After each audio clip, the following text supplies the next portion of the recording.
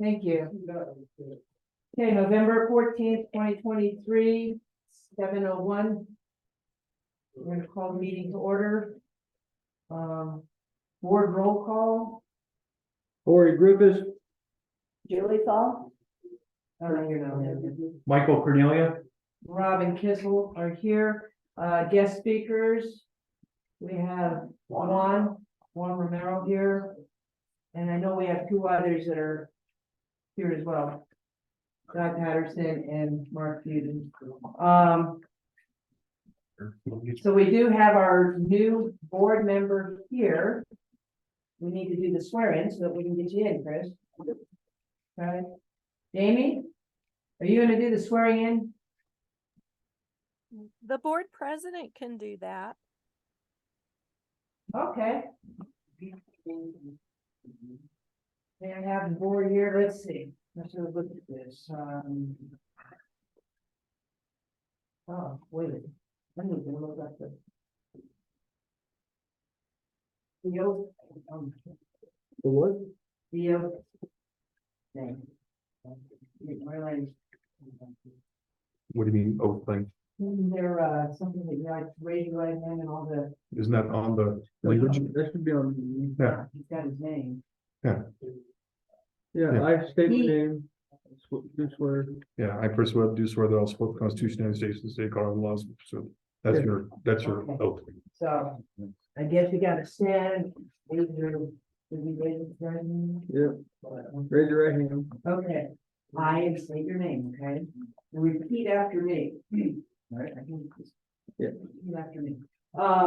I Christopher Webb, do swear that I will support the Constitution of the United States of, and of the state of Colorado and the. Maybe I should go a little bit. Yeah, I can. Okay.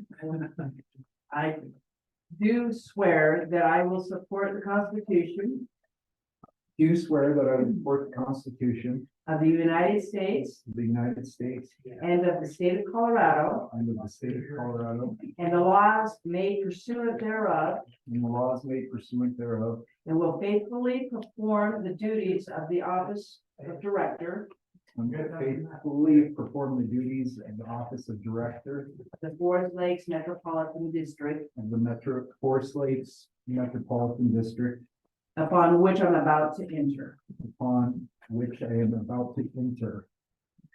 Let's go ahead and have you sign. Thank you. The Colorado Constitution is just advisory. Don't worry about it. Wrong. Doesn't mean anything. Never satisfied customer. Huh? Never satisfied customer. Reason Okay. I will get filed. So now we have sworn in the new board member. Let's move on to the agenda. Has everyone had a chance to look at the agenda? Yeah. I motion to approve. Anyone second? Second. All in favor? I, Okay, so the. All approved. Approval of the previous minutes. Everyone have a chance to review? I'd like to make a motion to approve the previous minutes. second. Everyone in favor? Aye. So be it. Everyone agreed.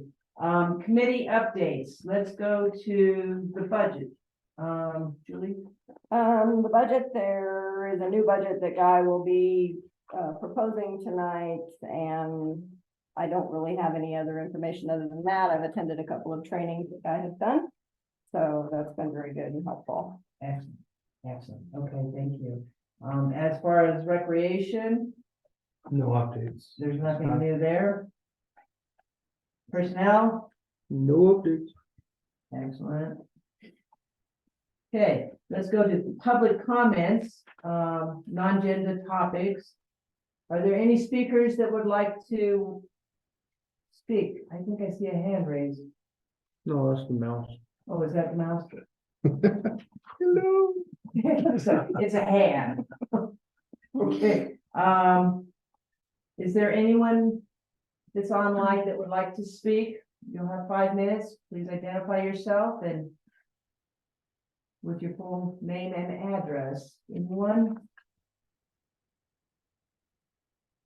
Okay, I'm not seeing anyone at this time, so we'll move forward. Reports from the staff, officers and consultants, district manager. Thank you. In the packet is a written report. A lot of it's self-explanatory. One thing I did want to touch on though is the district bank accounts, the last issue. One of the things I'm going to recommend to this board, right now, you have 3 accounts in Community Banks Colorado and Money in Colorado Trust. You do not need 3 accounts at Bank of the Bank of Colorado. You need 1. So what I'm proposing and where I want to get you guys, if not by the end of this year, beginning of next year, is 1 operations account at the bank.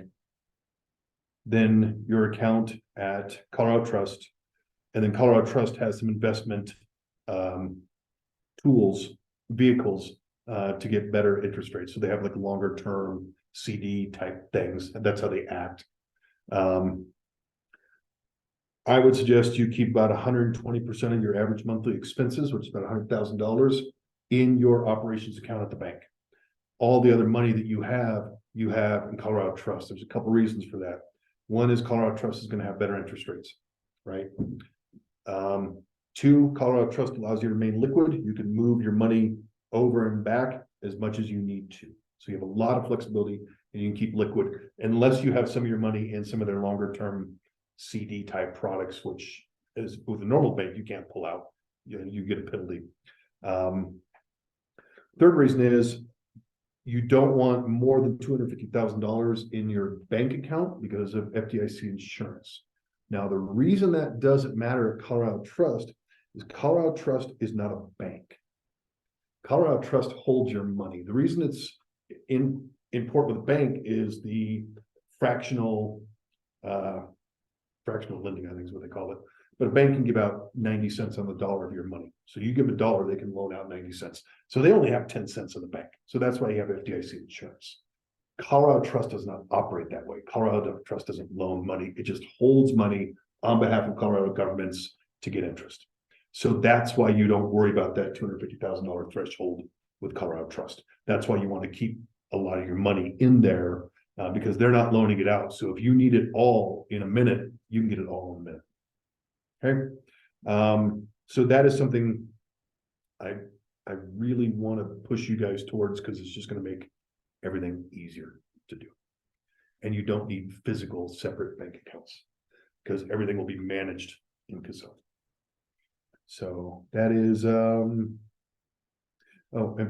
Proposition HH failed at the ballot, which is probably good for us. The state legislature is apparently calling a special session to take another whack at it. So any questions on my report? What do we have to do to have you do the 3 down to 1 to consolidate? That's the bank accounts. If I need a signature, I'll come get it.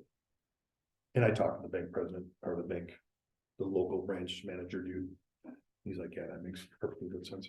It sounds like it will simplify the whole process. It will. actually. It will. Because you're not physically managing money in accounts, you're managing it on paper in Casella. So you just need a pool of money in your bank that you get a hold of. Like I said, your burn rate's about $100,000 a month. So keeping about 120, 130 in there would be just fine.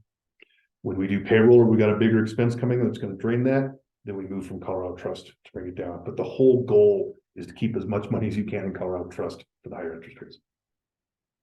Making money work for you. Did he talk to you about Interfly at all? What's that? Where you move your money from like bank to bank, whichever one has the highest interest rate. It was brought to Bayfield and we're still talking about it. I'm not the one to really explain it. Okay. So a couple things. Under state statute, we are really throttled down on how we can do our investments and where we can put money, right? So we can put in instruments like Colorado Trust. We can't put in instruments of, a pet website or something like that, and then trying to manage those movements. I still think if you do it this way with operating in Colorado Trust, you're still going to get you better interest rates because Colorado Trust almost always beats the bank average. It may be 1/4%, it may be 2.5%, but they beat it pretty consistently. Okay. I'm all in agreement for the simplification of all this. Any other discussion on that? Thank you. We're all in agreement, we use Bank of Colorado, is that what you said? I'm sorry. And you use Bank of Colorado? We are right now at Banks of Colorado, Community Banks of Colorado. Yeah, which is the one right down. We go to Bayfield. Okay. Run down there real quick and do our business.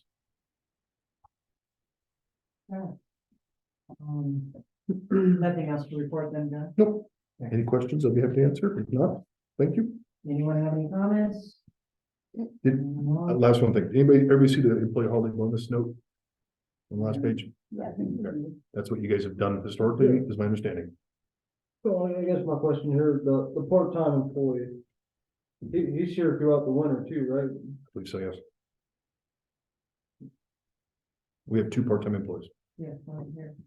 Why are they only getting half? I mean, I get their part-time, they're not here. They're half months, even. but They share bodies. Tuesdays, Wednesdays, Thursdays, one has the legs, the other has the upper body. Switch. Trade out the kids on weekends. Complicated. It's a government thing. I think part-timers should get less than full-time. That's just my opinion. It's what we've done in the past, as far as I know, for years, so. Continue. I'll be doesn't happy always to make it do, right. I'll be happy to do what you guys want to. I'm just going off a historical precedent. You get paid days off, right? Part-time? Hmm? Part-time gets paid days off, no, No. or not? You don't get all the benefits that the full-time do. I don't agree to treat them the same as a full-time employee. Anybody else want to make any comments for Zach?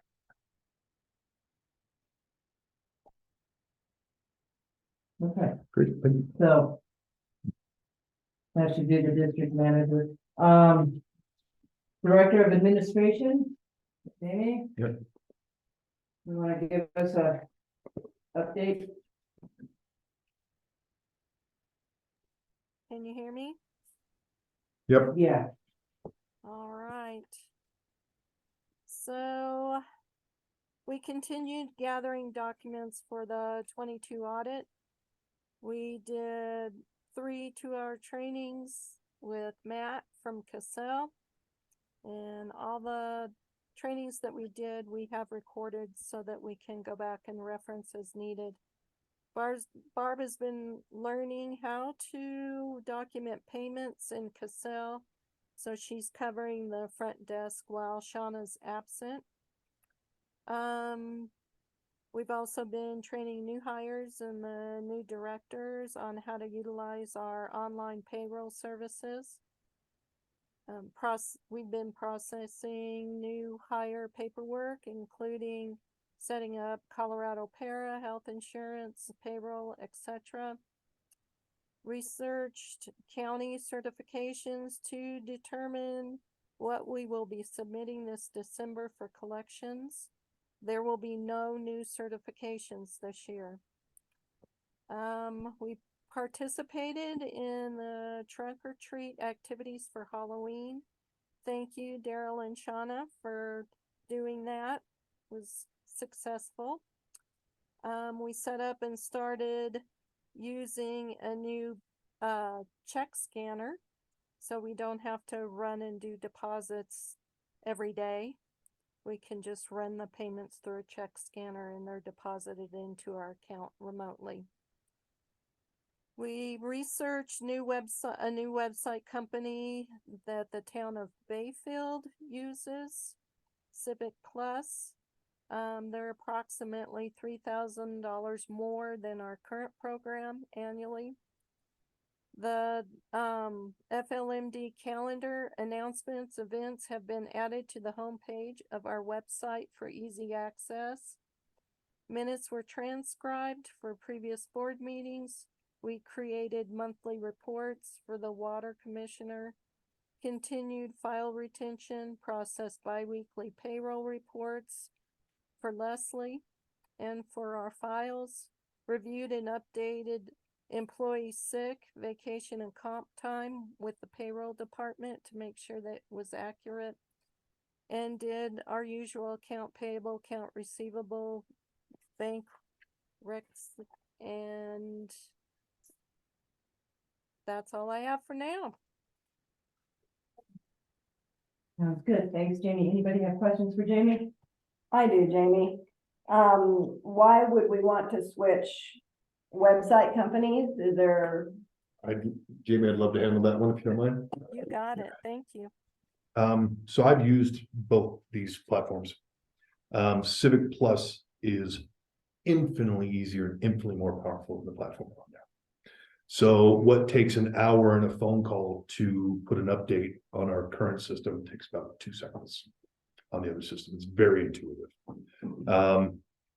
It also allows the new system to do a much easier update outreach to citizens. So they can sign up for specific updates, whatever they want. And whenever we put something out, it automatically shows up in your inbox from yourself. And it's a lot easier to use. It is more expensive, but you, from a staff point of view, and I think from the citizens' point of view, you're going to see the benefit. We're also moving towards on the website, making that your repository of all information. So we want as much information on the website as we can get there. You kind of have that on this website, but this website's clunky. When you use it, it's kind of weird to get through. Yeah.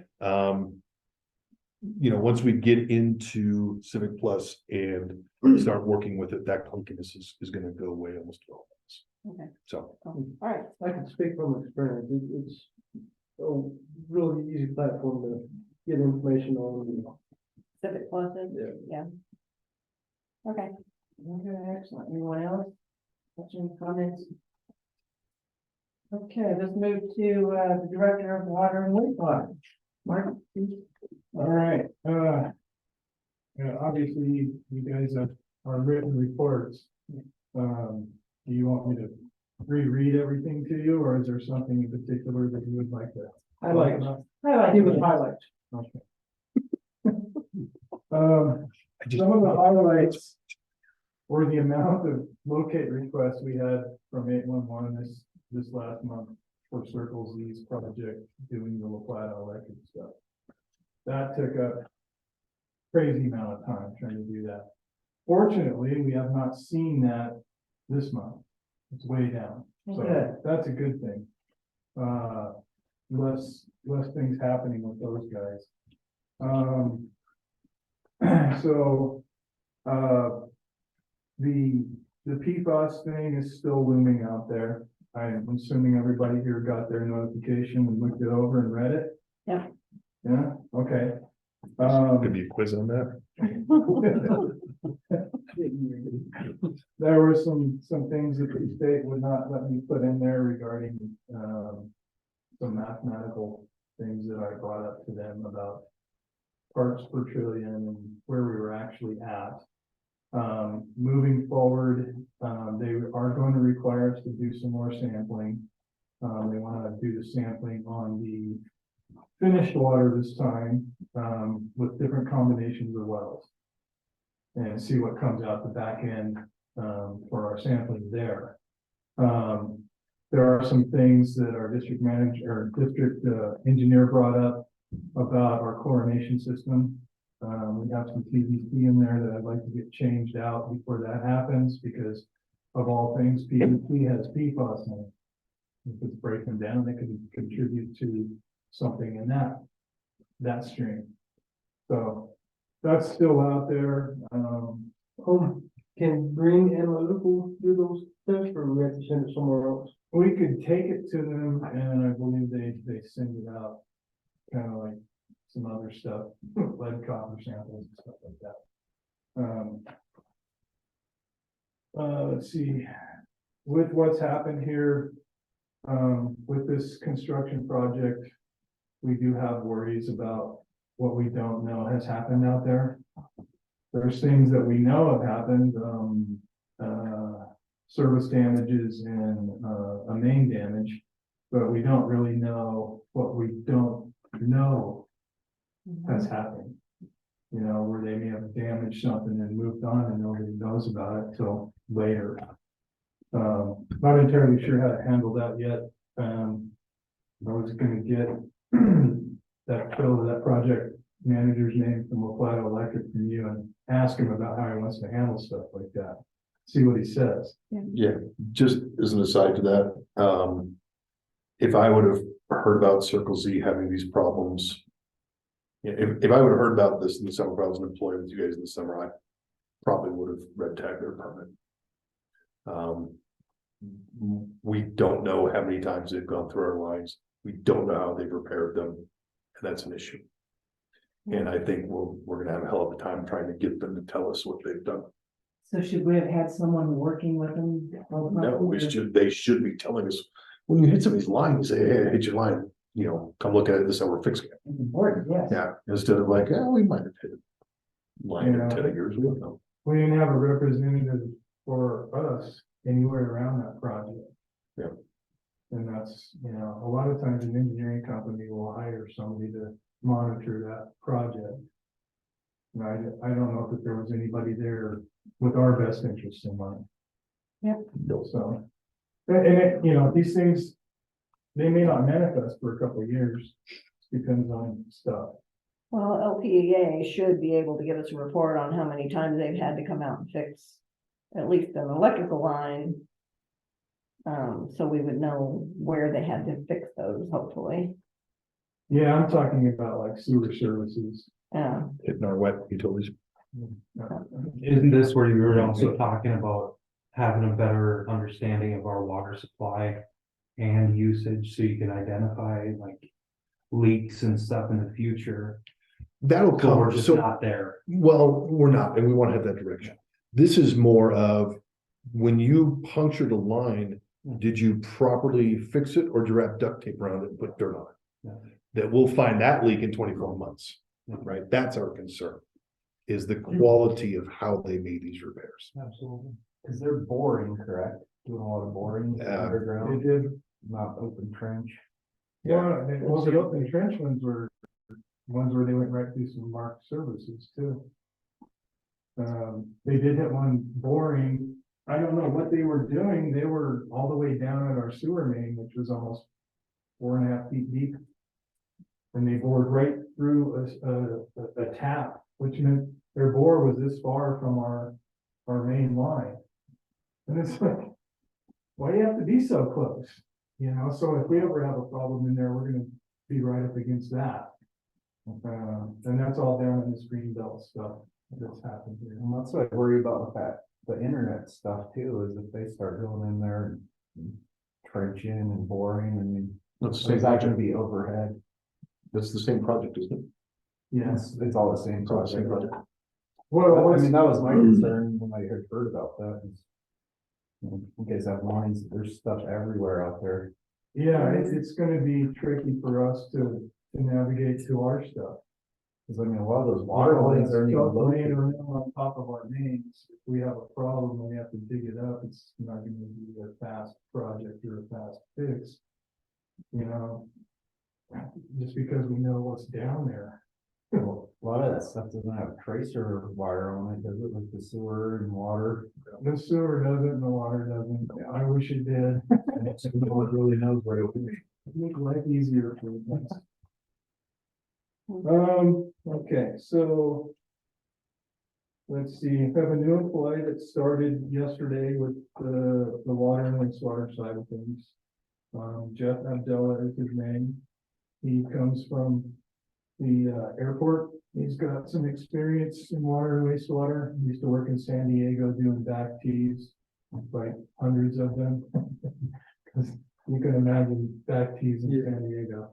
No, thank you. He was at the airport about 7-8 years, I guess. Got some good wastewater experience. I think he's gonna be a benefit to us. So, let's see, You say next, I'll do this. I did complete the service agreement with the contractor that is representing the state assistance for the lead service line inventory program. We did actually attend a meeting just earlier today.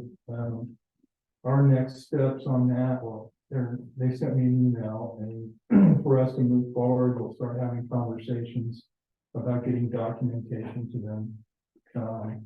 Their services are not anything that we have to pay for.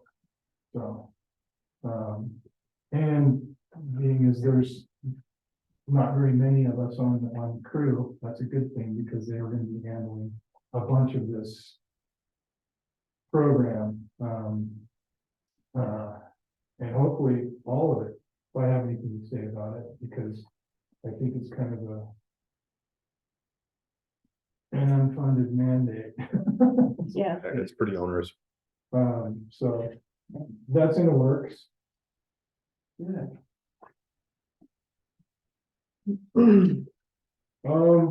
We did lose a check valve in the boiler building. We got those running now, so hopefully this week we'll be able to get that squared away again. And then I didn't have any of these for last month, but we did do seven shut-offs today. Two of them are now back on. And Sean, if you can hear me right after the meeting, could you give me a call? Yes. Okay, perfect. I got something I need to clear up with you. And that's Sounds Okay. good. what I got, unless you guys got some questions for me. Anyone have questions? No, looking great. Thanks, Mark. Sounds wonderful. Perfect. Director of WAM, Daryl. We'll get an update, please. And thanks Can you hear for me? coming in on your vacation. Can you hear me? Yeah. I'm having a hard time hearing y'all, so sorry if I'm not responding to everything. I can barely hear what some of you are saying. You're loud and clear with us, so you're good. Okay. So just to touch up on the main points, we do have the Durango handyman will be doing the repairs on the mill stop. I know it says here that it's going to be November the 13th. That obviously changed. He said he had a fire on one of his trucks. One of the trucks caught on fire. So some of our material was on that first truck. So it's going to be the 27th for sure. He said he's going to try to start this week or next week, the end of this week or next week, but for sure the 27th. We got the siding on the shop repaired. The whole Department of Rome attended Colorado LTAP classes for snow and drainage. I'm sorry. Trevor did not attend the snow plowing, but me and Robert attended the snow plowing, and then all four of us did the drainage. We've been doing lots of welding on the old state plow trucks, trying to get them ready for winter. We're done with all the welding. We're waiting on a fuel pump for one of the state plow trucks, and then that one will be ready, and we'll have 3 of those operational. Been getting the vac trailer and the water trucks all blown out, ready for winter. We finished up roads this year with 6.32 miles. We used a total of 112 tons of 3/4 road base. We had 3 interviews for operator 1 position. We have selected Justin Munns. Very happy with his work. He's doing a great job. I got the slide ordered for the playground. So it's an older model. It's very old, so they're gonna have to actually bring back out the mold to make that slide. So it's gonna be like January to get that slide. Yeah.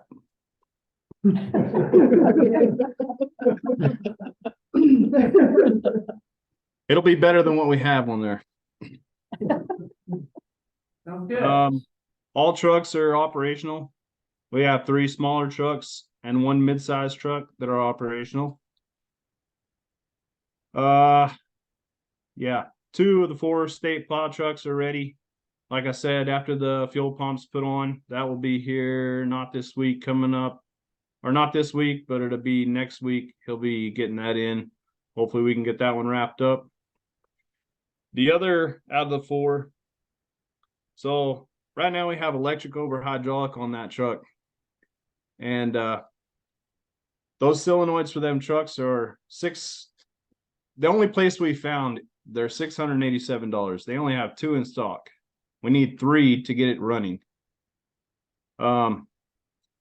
I suggest that if we keep that truck and we're gonna keep using those trucks, we're gonna have to do something there. We're gonna have to upgrade it to manual hydraulic or something. Those are pretty hard to come by. So it's a good truck, but unfortunately the hydraulic system on it's not working very good. Grader, backhoe, and skid steer, they're all in good shape. We also have the 2 new trucks that will be ready to plow.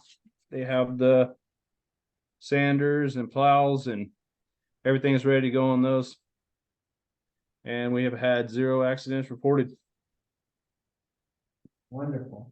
Will you be getting, quotes to see how much it costs to have the truck retrofitted or whatever? I could get you some quotes. We could do all the work ourselves.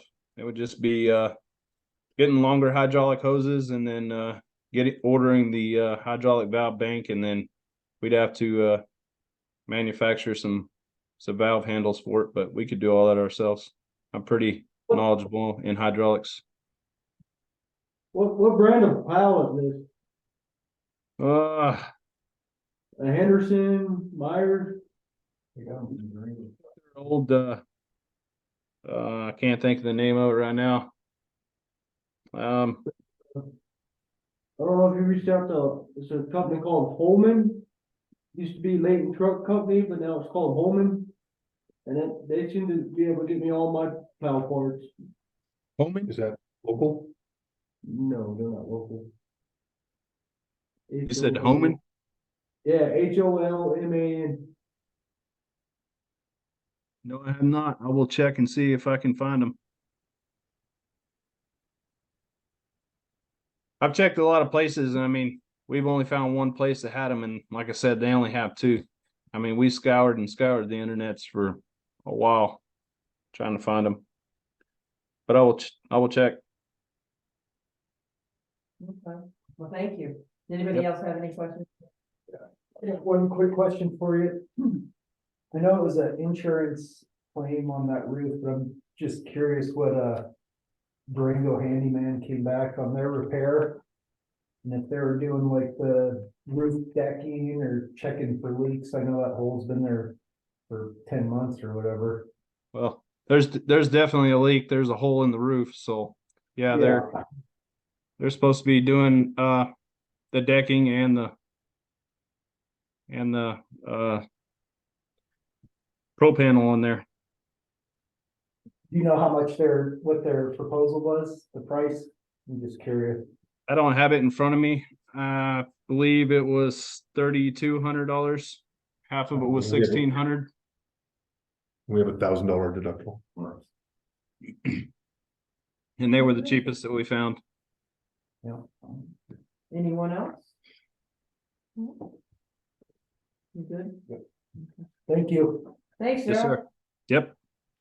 Moving on to number 9, unfinished business. We've got FY 2024 budget hearing. And it goes to you, guys. Thank you. Why don't we do this? Why don't you call the hearing to order? And then we will, what I'd suggest is I'll give a presentation and then take questions from the board and then take questions from citizens. Okay. And then if there's recommendations or any changes you'd like, we'll address those at the end. Okay, so we will currently call the FY 2024 budget hearing to order. Presented by Guy. The time is 7:35. Yep. Thank you. So a couple things about this. first of all, the budget that I showed you for your draft, looks actually kind of similar to this. It's just gonna be in a different format. The format that you have for the budget that I'm presenting to you is the format that you approved for this year's budget when you retroactively approved it a couple months ago. Does that make sense? The reason we're not switching it over yet to the format that I want is because we're doing an audit on fiscal year 22 right now. Then we're gonna have to do an audit on fiscal year 23, obviously. But if we make the changes in Cassell, so if we change a GL code in Cassell, it'll go back and change it starting the date you turn Cassell on. So if we make any of these changes right in the middle of 22's audit, we just decided that probably wasn't the best way to go about it. So what we're planning on doing is get this approved and then hopefully early in the first quarter of next year. But as soon as we've got firm numbers from our audit, then we want to start the process of switching over. So that's why we're in this format. The district did publish its public notice. The fund balances represented in this budget include journal entry in 2022 for a transfer of $440,000 from the general fund to the wastewater fund, as approved by this board March 23rd. And I'll show you how that's affected the budget. And anybody following online, you can find this budget if you go to the agenda for this meeting. It is contained in the agenda, and that's on our website. So if you want to follow along and play at home, we'll play budget bingo. The wastewater fund is not in good shape, and you have to realize that. Your water fund is it's making it. Your general fund is healthy. Your wastewater fund is getting the crap beat out of it, and I'll get into that further. It's time to stop sugarcoating that. You got issues, and you're going to have to take further steps in the next 12 to 18 months to address it. But we'll get into some of those things. The budget, let's see, I did that. We're using funds-based accounting. Your budget is broken down into a general fund, a water fund, and a wastewater fund, and that is it. That's all you need. So your roads, your open space, your recreation, all comes out of general. Okay. Your water and your wastewater are enterprises, and so they stand alone. The salaries that you're seeing, those now include all taxable income. So that includes regular, full, and part-time salaries, overtime, holiday bonus, merit performance raises. All that is now reflected in salaries. It used to be just the salary part. Now all of it is reflected in your salaries. Benefits include your para and your FICA and your health and vision, your life and disability insurance, your dental insurance, your unemployment. So that's how it's broken out. When we move it over to the structure I want, that'll be even further broken out so that we can track it over time. The total expenditures for all funds, general, water, and wastewater for this year or for the coming fiscal year 24 budget is $2.696 million. The 23 budget, and this is for expenditures, is 2.4, and your 22 budget was 2.5. So we're just a snitch higher in the expenditures, and I'll go through that. That said, that's not how you read a budget, and that's not an important number to you. What's important to you is your fund balances in each fund, and we'll go through that. I have salary scheduled for a 4% increase. Employee insurance increased 5%. Both water and wastewater enterprise funds received the allotted 10% transfer from the general fund. This resulted in much lower revenue for water and wastewater enterprise funds, while increasing the revenue projections for the general fund. And I'll show that to you as I go through. Why don't we skip? We have all this detail stuff, and I'm going to skip ahead real quick. Why don't we go to the first page of the budget? It's the general fund summary, this page. Almost following it home. You can't even see, sorry guys. It's the table of the fund summaries. It's their first page. First page of the back. There you go. Okay. So like I said, so how you read this is really simple. Your beginning fund balance, add your revenue, take your expenses, you should have an ending fund balance. That's very simple. That's all you need to do. And so knowing those numbers, your beginning fund balances is everything. So you can see your general fund limping along, doing okay. Water fund limping along, doing okay. Look at your wastewater fund. Go to the 22 actual beginning fund balance, negative 466,000. Okay. Look at the total fund revenue, 967,000 in 2022. That reflects that $440,000 transfer. That's how you got an ending fund balance of just negative $5,000, 4,977. Okay, so go to your 23 projected. And the way you do this is you take your actual from the year before and it goes up and populates your budget and your projected. And then those travel through. So if you go to 23 projected, total fund revenue, $526,000. Look at the 24 budget total revenue, $373,000. The reason that is so much smaller is because you're not moving over the $200,000 a year. You are moving from the general fund to the enterprise to the sewer fund. You're now only moving about $35,000 a year because of the Tabor constraints. So that's kind of what's put you in this hard crunch is first of all, the fund is not, wastewater is not funding itself, period.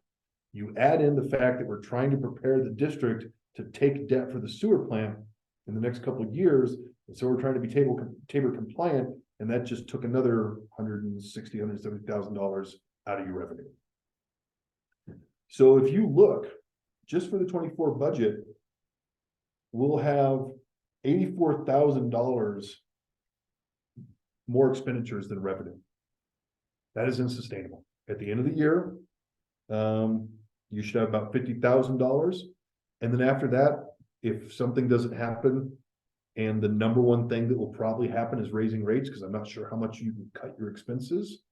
But if you do not raise rates, you will go back into a negative fund balance and you can't have that.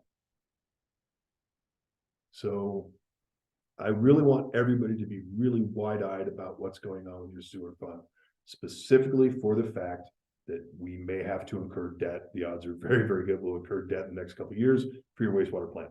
To put that into context, just on the back of a cocktail napkin, a $10 million loan over a 40-year term at 4% interest comes to about $450,000 a year in interest and principal payments. Right now, your total fund revenue for wastewater is $373,000. Then you have the operating expenses on that. You can see where this is going if you take debt. Okay, it's not a pretty picture. You can just do the math without doing that and run a few more tables for the next couple of years, just doing what you have right now for revenue and expenditures in sewer, and it falls off a cliff immediately. Okay. The good news is we've identified it. We know the numbers. You guys are going to do some heavy lifting the next year. So just to get that on the table. Moving on in the budget, and then we're going to go back. How this is formulated is you have the fund and you have the revenue and the expenses of the fund. And then at the very end of that section, you have the general fund detail or the detail of the fund. And then you have the next fund and then it's detail. Next fund is detail. Okay. Let's go back to just after my memo or the second page of my memo that fronts it. And let's go through some of those details that we put down. This was conversations with San Juan Engineering. This was conversations with staff. And this was, I won't say hectically put together, but you know, with the changes in staff and me just being here for 3 months and me just having fund balances 10 days ago, we've kind of pieced together what the budgetary requests would be.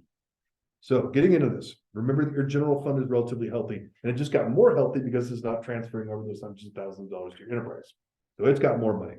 So, and you can follow along the GL lines and you can find it in the budget. But for operating supplies, we did put a round number of $80,000. That's for general operating supplies. We did not detail this. That's roughly what was in the last budget. So I just kind of kept it there. And that's kind of what I'm going off of too, is it's really, really hard to find expenditures. First of all, you've only been in Cassell, functioning in Cassell for about 10 months. So I can't go back and find 5 years of expenditures.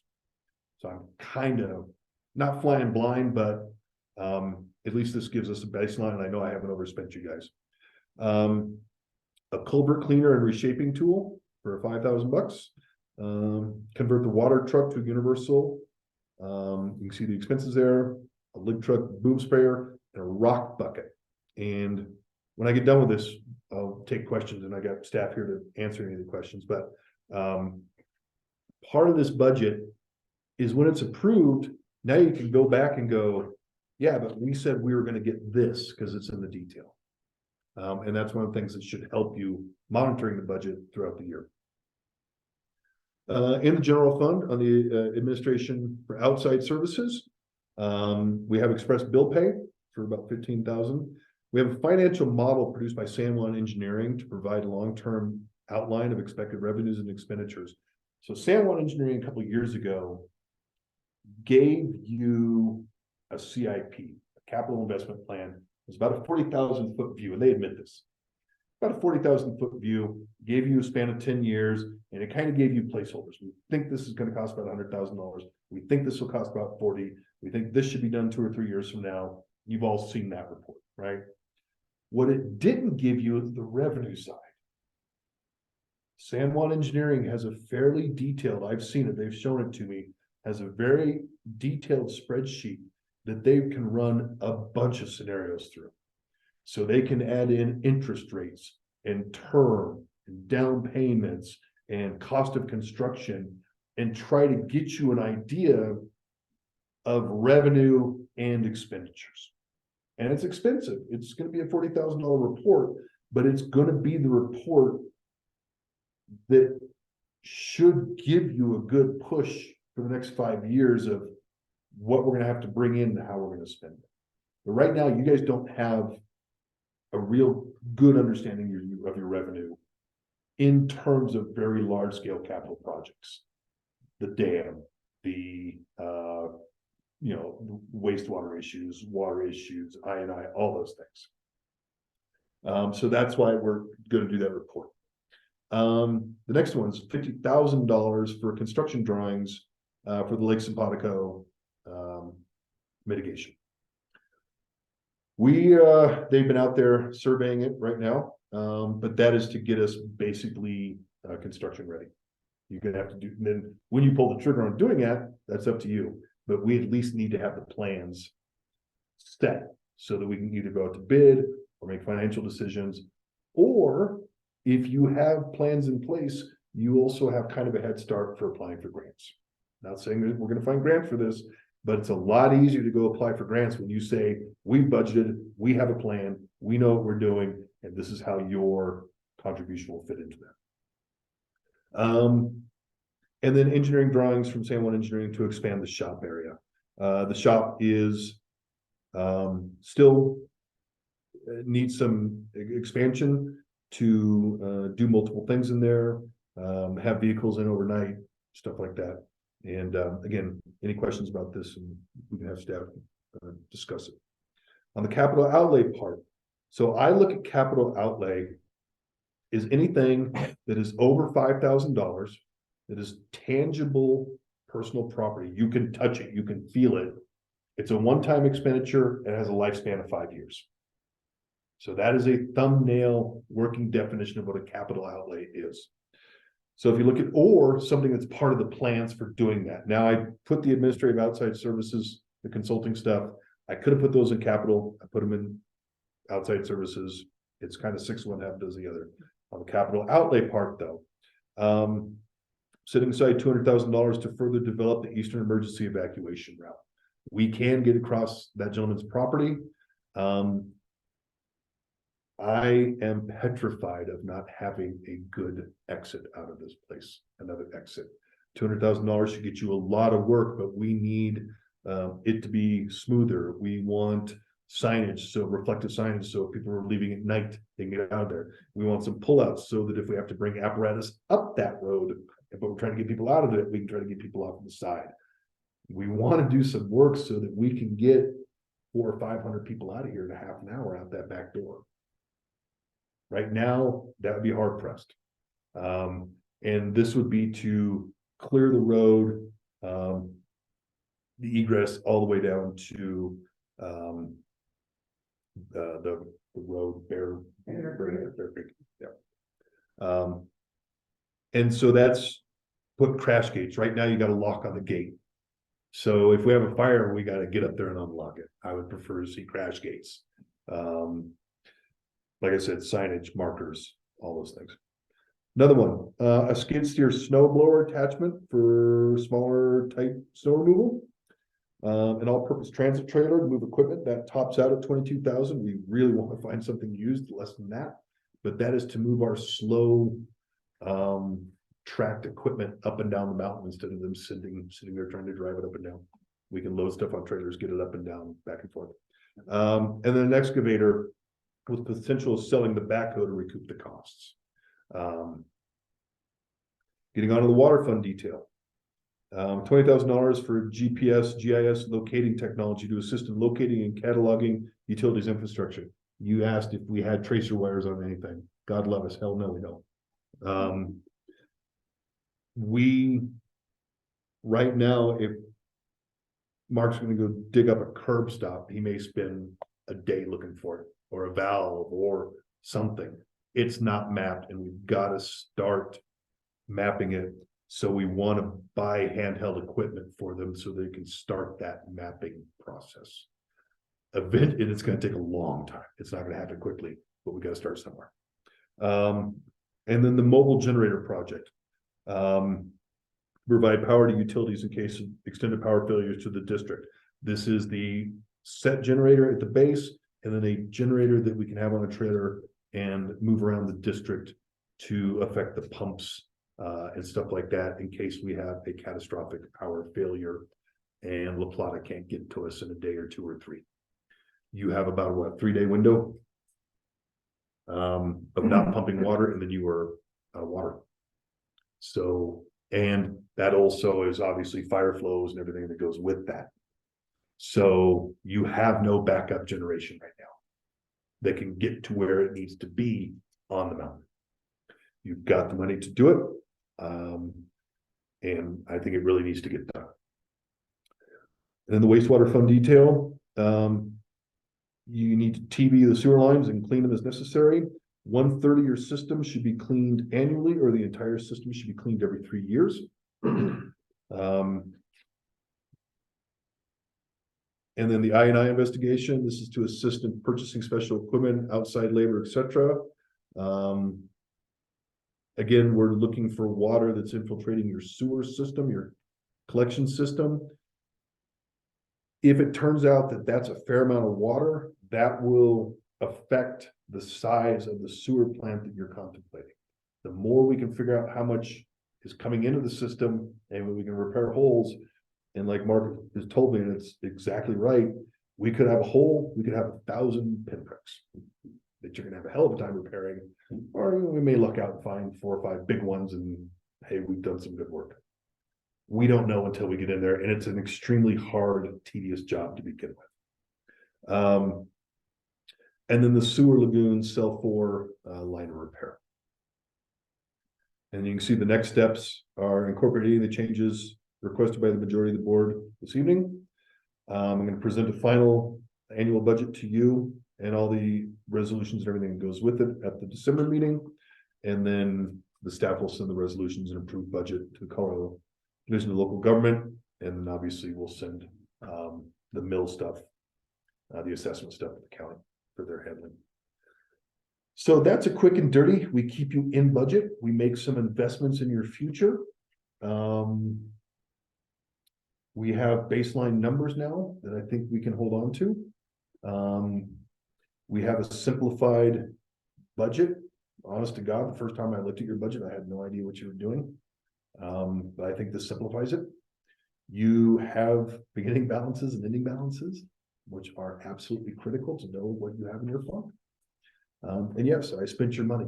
Well, I look at it as I'm investing your money, everybody's money. We're trying to invest it. So I don't think we did anything that was, we have 1 or 2 wishes in there. But I think we have a lot of things that are kind of meat and potatoes things to get accomplished this coming year, while we're trying to build a budget on the fly. So that is my presentation, and we can go through any of the basically what I did for a lot of these numbers is I averaged what they were this year and took that average and put it in the number for fiscal year 24, except for the breakout detailed stuff that I just went through. But a lot of the stuff is relatively similar to what you had for this year in this budget. Because that was kind of the best baseline I could get a hold of to start. So with that, I'd be happy to take any questions. And like I said, we have staff here to clarify or illuminate or muddle up as best as possible. Okay, board members, go ahead. Yeah, I have a bunch. Good. On the express bill pay for admin outside services, you say it's $15,000. How much more is it than what we are currently paying About $3,000 annually? Yes. Okay. You kind of alluded to the expansion on the shop. So, all right, is it to bring more trucks in for working, for storage? What's the plan? For the demo. Did you hear that, Daryl? Yeah. So basically, when we have all them trucks in there in the wintertime, it's very difficult to work on those trucks, and those older trucks, it take a lot of work. I mean, just about every time that we go out and plow with those trucks, we come back, we work on them for 4 or 5 hours, go home, come back the next day and work on them some more and get them ready for the next storm. Takes a lot of work keeping them going, and we have no space in there to do that. There is zero space for any kind of organization in that shop with all those trucks in there. When the trucks ain't in there, it's not that bad, but we have to bring in all those trucks, because if we don't bring in those trucks, the chips will get hard and frozen, and then we can't chip and sand the roads. How big of an expansion are you looking at? Not very big, probably 35 to 40 foot. Just so we can have a weld bay over there on the side, so that way when we have trucks parked in there, we don't have to try to move a bunch of stuff out to get the trucks in there and be able to work on the stuff. Get a backhoe in there. Right now, we currently have to get a backhoe. We have a crane, but the crane's not even big enough to go over the trucks. So trying to maneuver stuff in there in that little tight space is pretty difficult. And this will be to design that with the expectation that we move forward and do the expansion in fiscal year 25. But this is to get engineered drawings to get us a look at it. On the excavator, the potential to sell a backhoe. Have you already looked at what it would be to sell the backhoe to recoup? I didn't, wasn't part of any of that yet. I have reached out to Hannen trying to figure out some numbers. I haven't got anything back from them yet. But I do think, the current staff was working on that. That is definitely something I agree with, because we can utilize that on roads just as well as they can in the water and sewer. I don't know if anybody's noticed, but our ditches have gotten more shallow and shallower and shallower, and without being able to get in there and get them rocks out of there and dig it out the way they need to be dug out, it's just going to get worse. With that excavator, we would be able to do those ditches a lot better than with a backhoe bucket. My assumption would probably be about at least a 70% recuperation of the costs. Okay. Yeah, I mean, that's what I understood, was it was pretty much would cover it. The backhoe that we currently have, apparently it's worth a pretty good bit of money. They're highly sought out after. On the 200,000 for The Eastern Emergency Route. yeah, the emergency route. Is there any way we could break it up, do 100,000 this year and 100,000 next year, kind of see how we can, You can. Since this is in the general fund, it doesn't hurt you. You're gonna recoup that money pretty quick. Think of it this way, that $200,000 there is the 200,000 you didn't give to the water and sewer. So you have it. It didn't put a huge chunk. And so I put that number in there, and that's really just kind of, it's Ballpark. it's ballpark, but to me, that's an absolutely critical thing for the health, safety, and welfare yeah, of this district. yeah, I don't think. You have to have that back outset. And so I don't know if it's $100,000 project or a $200,000 project. I didn't want to put staff in the position of having to penny pinch so much right from the start in addressing this issue. If we come in under cost and we spend $100,000 doing it, fantastic. If we're gonna go over that, then we gotta have a conversation with you. I think I've built a number in there that kind of gets us between the two. Are we still working with grant money or trying to get some grants on this as well? We can try. I've talked to both the county and the fire department, and fire department has told me they cannot participate. But they may help us look for grants. Irregardless, and I understand what you're saying, we gotta do it. Like, it's something that's just gotta happen. So if you get a $20,000 grant, but we have to put it off for 18 months or so to write the grant or get the grant or find a grant or something like that, we'll keep looking for grants, but I don't want to hold this project up. Now, as I understand, our roads the evacuation roads are in really pretty good. We spend a lot of time, our maintenance guys. Up to the fence, and then Up from there it to- turns to the goat path. So getting across his property, That's the that one. fence, I want to improve the upper part. They've done a good job. I want to improve it. First of all, I want to be able to evacuate at night. So if you're trying to get down that thing at night, I think it'd be a little difficult. So I want it better marked. I want it better graded, but we've got to do a lot of work getting across the right of way, that 2 or 3 miles getting across the right of way, 2 miles, I guess. That's the big concern right That's now. that's a lot of it. We have complete legal access to get to it, right? So I've conferred with your attorney, we've reviewed the documents, we have every ability to legally access it. But it has to be used for evacuation, it's not egress ingress, right? But that is where a lot of that money is gonna get spent, is on that lower part, because once you get about the last half mile, like literally it's a goat path. And we will stop cars. Cars will be going 2 miles an hour to get out of there Yes. when they've gotta be doing 20 and 25 to get out. Where we getting bottlenecked And so I'm assuming that somebody's gonna make a stupid mistake and try to bring their Winnebago down it. Or something. So we're trying to do this so that somebody does something stupid like that, they have a pullout to get to. Why'd you do that? You can't make this final corner. Pull out here, these people will give you a ride. Instead of stopping in the middle of the road, we're trying to create conditions to get people out of there as fast as we can get them, as safely as we can get them in all conditions. And with all this stuff, we keep an eye out for grant money.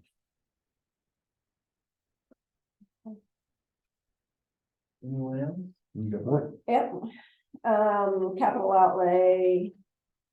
3902, 6930. So. I'm wondering. If we can take $100,000 from this 10,969.34. I understood, maybe it's San Juan Engineering that did this, that said that we had to have $100,000, $110,000 to fix a tank. So we're minus 1 tank. I think it was in their engineering plan. I'm not entirely sure what tank, I think it was tank 4. are you talking about? It has to be replaced. I'm unclear on which tank that is. Okay. I don't know. Was it just a leak or does it really have to be replaced? They had it in the plan that it had to be replaced. So we had a conversation. We met with them to go over this, and that did not come up. Yeah, I believe those tanks have already been replaced. Is that I what believe. happened? I'm not 100% positive on that, but I know we got, right when I started, we got 2 new tanks, I believe. Okay, so that may be old information that I was reading, okay, It could be, I do remember talking with Rick about rehabbing that had already been done. I don't think he was aware of some rehab work that had been done on East Pine Top, tank and Pine Ridge tank. okay, So that may be what it was, but I'm not sure. okay. We do have one tank that needs to be, demolished, which is kind of a weird thing to think about losing storage, but it's not currently in use. It's got leaks in it. It's a bolted steel tank that's lived its life. This altitude? Okay.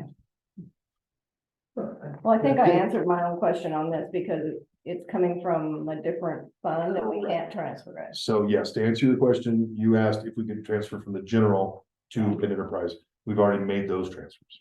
Okay, Yes, sir. How old is the San Juan plan? How old's the San Juan CIP plan? Yeah. You guys got approved it, what, 2 years ago? Someone got it? It's not old. I think when Keith first came was during his management time period. I don't think it's I more think than 24 that's- months. I think when Keith was here. I think that's what, and that's how we got it published. And everything too, I think. And I'm then, not positive about that, but I'm pretty good. That wasn't that long ago. my next question on this too is, I'll change subject, but what do we need a snowblower attachment for the skid steer for? Where we found snow, the skid steer? Daryl? Yeah, that was the pushback in like cul-de-sacs and places that we got a lot of pack building up. Something that we can get that off the road. I don't know about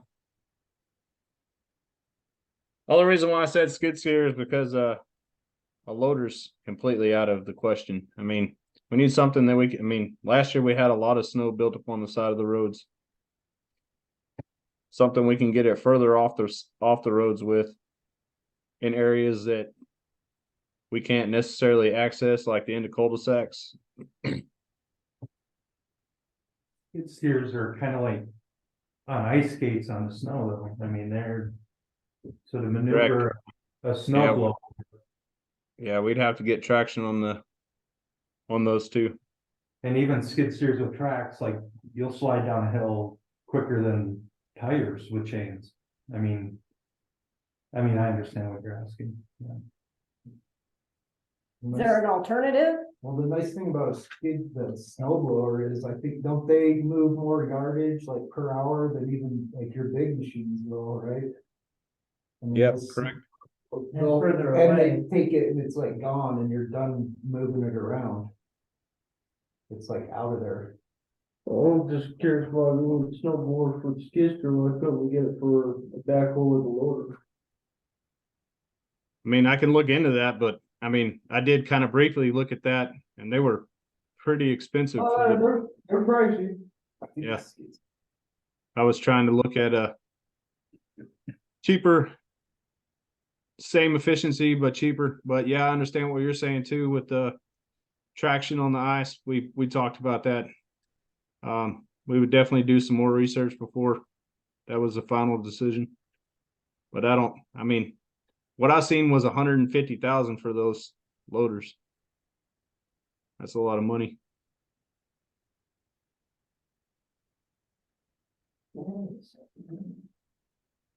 What do you think? I don't know anything about it. I mean, that's pretty good bang for your buck, $6,000. But I've run a skid steer on hills in winter and they're useless. I mean, trying to get it up a hill to these cul-de-sacs. I don't know if you can even do it sometimes. I mean, Well, we're getting twice last year, I pulled out a neighbor with a skid steer because he was plowing, pushing snow and they're like ice skates. I mean, yeah. I don't know what the alternative would be, but yeah, it's. Well, the defined problem is trying to operate in confined spaces with smaller turn radiuses, stuff like that. So, and I've never had a skid steer in my life, so I don't know what slides and what doesn't. Yeah, I mean. They're hairy in the snow and they're hairy on hills. They're, I know it's kind of a bigger expense, but instead of a snow blower for the skid steer, getting a toolcat with a skid steer. Or toolcat with the snow blower, I'm sorry. It's a little more expensive. But What is that? What's a toolcat? I'm not familiar with that. kind of like a RTV. Cab RTV with it pivots in the middle, kind of like a motor. Okay. Does it have any other like summer applications or anything? It's- You know, you can get leaf rakes, bucket, all kinds of stuff. It's coming out of your general fund, so you're not necessarily strapped for huge cash unless you're gonna do it. Well, I just see that working better than a skid steer on some of these steep grades. Darrell, any But thoughts? I could be 100% wrong too, it could be just as bad. Would you like us to, well. We'd be happy to look into it and bring back a number for you. If we think it's outlandish, we won't include it, we'll let you know, how about that? If it's something, it's like, okay, that makes sense. But if it's, $110,000 issue, we probably won't, but if it's a 30, then I think you're just fine. Cause I hear what you guys are saying and we want to use your money the best we can. and a skid steer tired with chains, like you can still do a lot, but it's gonna take you how long to get up the hill? It's gonna take you how long? And maybe that's where the trailer comes into play once again. Well, it should be, But- sorry about that, it should be half the time coming down, right? Yeah. I could think. Backwards. It's scary. We'll look into that and we'll hear what you guys are I saying. guess that, like, Appreciate that. Yep. Anybody else have any more? I have some more. Fine, if you don't. Guy, the water fund detail on the annual budget is a different number than what we have over here. I don't know if that's just a typo or we're at 259, 125. I'll look into it, it should just feed right in there, but. Something may be off over here on this page. That was on water? Yeah. What was the line? 6930. 630 capital outlay, 259. I have, Yeah, 245 on this one. oh, that's because I added some stuff after I had a conversation with him. Oh. Yeah, so you look at, we added 3 new fire hydrants for $6,000. And, inline hitless nozzle bundle for 8,125. He came to me after I produced this, Okay. so that's your difference. That was my question on that. Yeah, sorry about that. Okay. I'm not, if you're done coming to you with stuff either. Yeah, you are. No. Okay. Also on, never mind, you answered that question. Chris, you had- Yeah, I guess the only thing that just kind of jumped out at me was on that capital outlay for the water fund. I guess I'm just kind of wrapping my head around this like $225,000 generator. I'm not sure if I'm following. So Is that like putting like a gen rack on propane at the pumping station, so you have backup there, right? And then trying to figure out a generator that's mobile, like on a truck. So there's a couple things. One is this project actually was approved by this board, but never happened. My understanding is you'll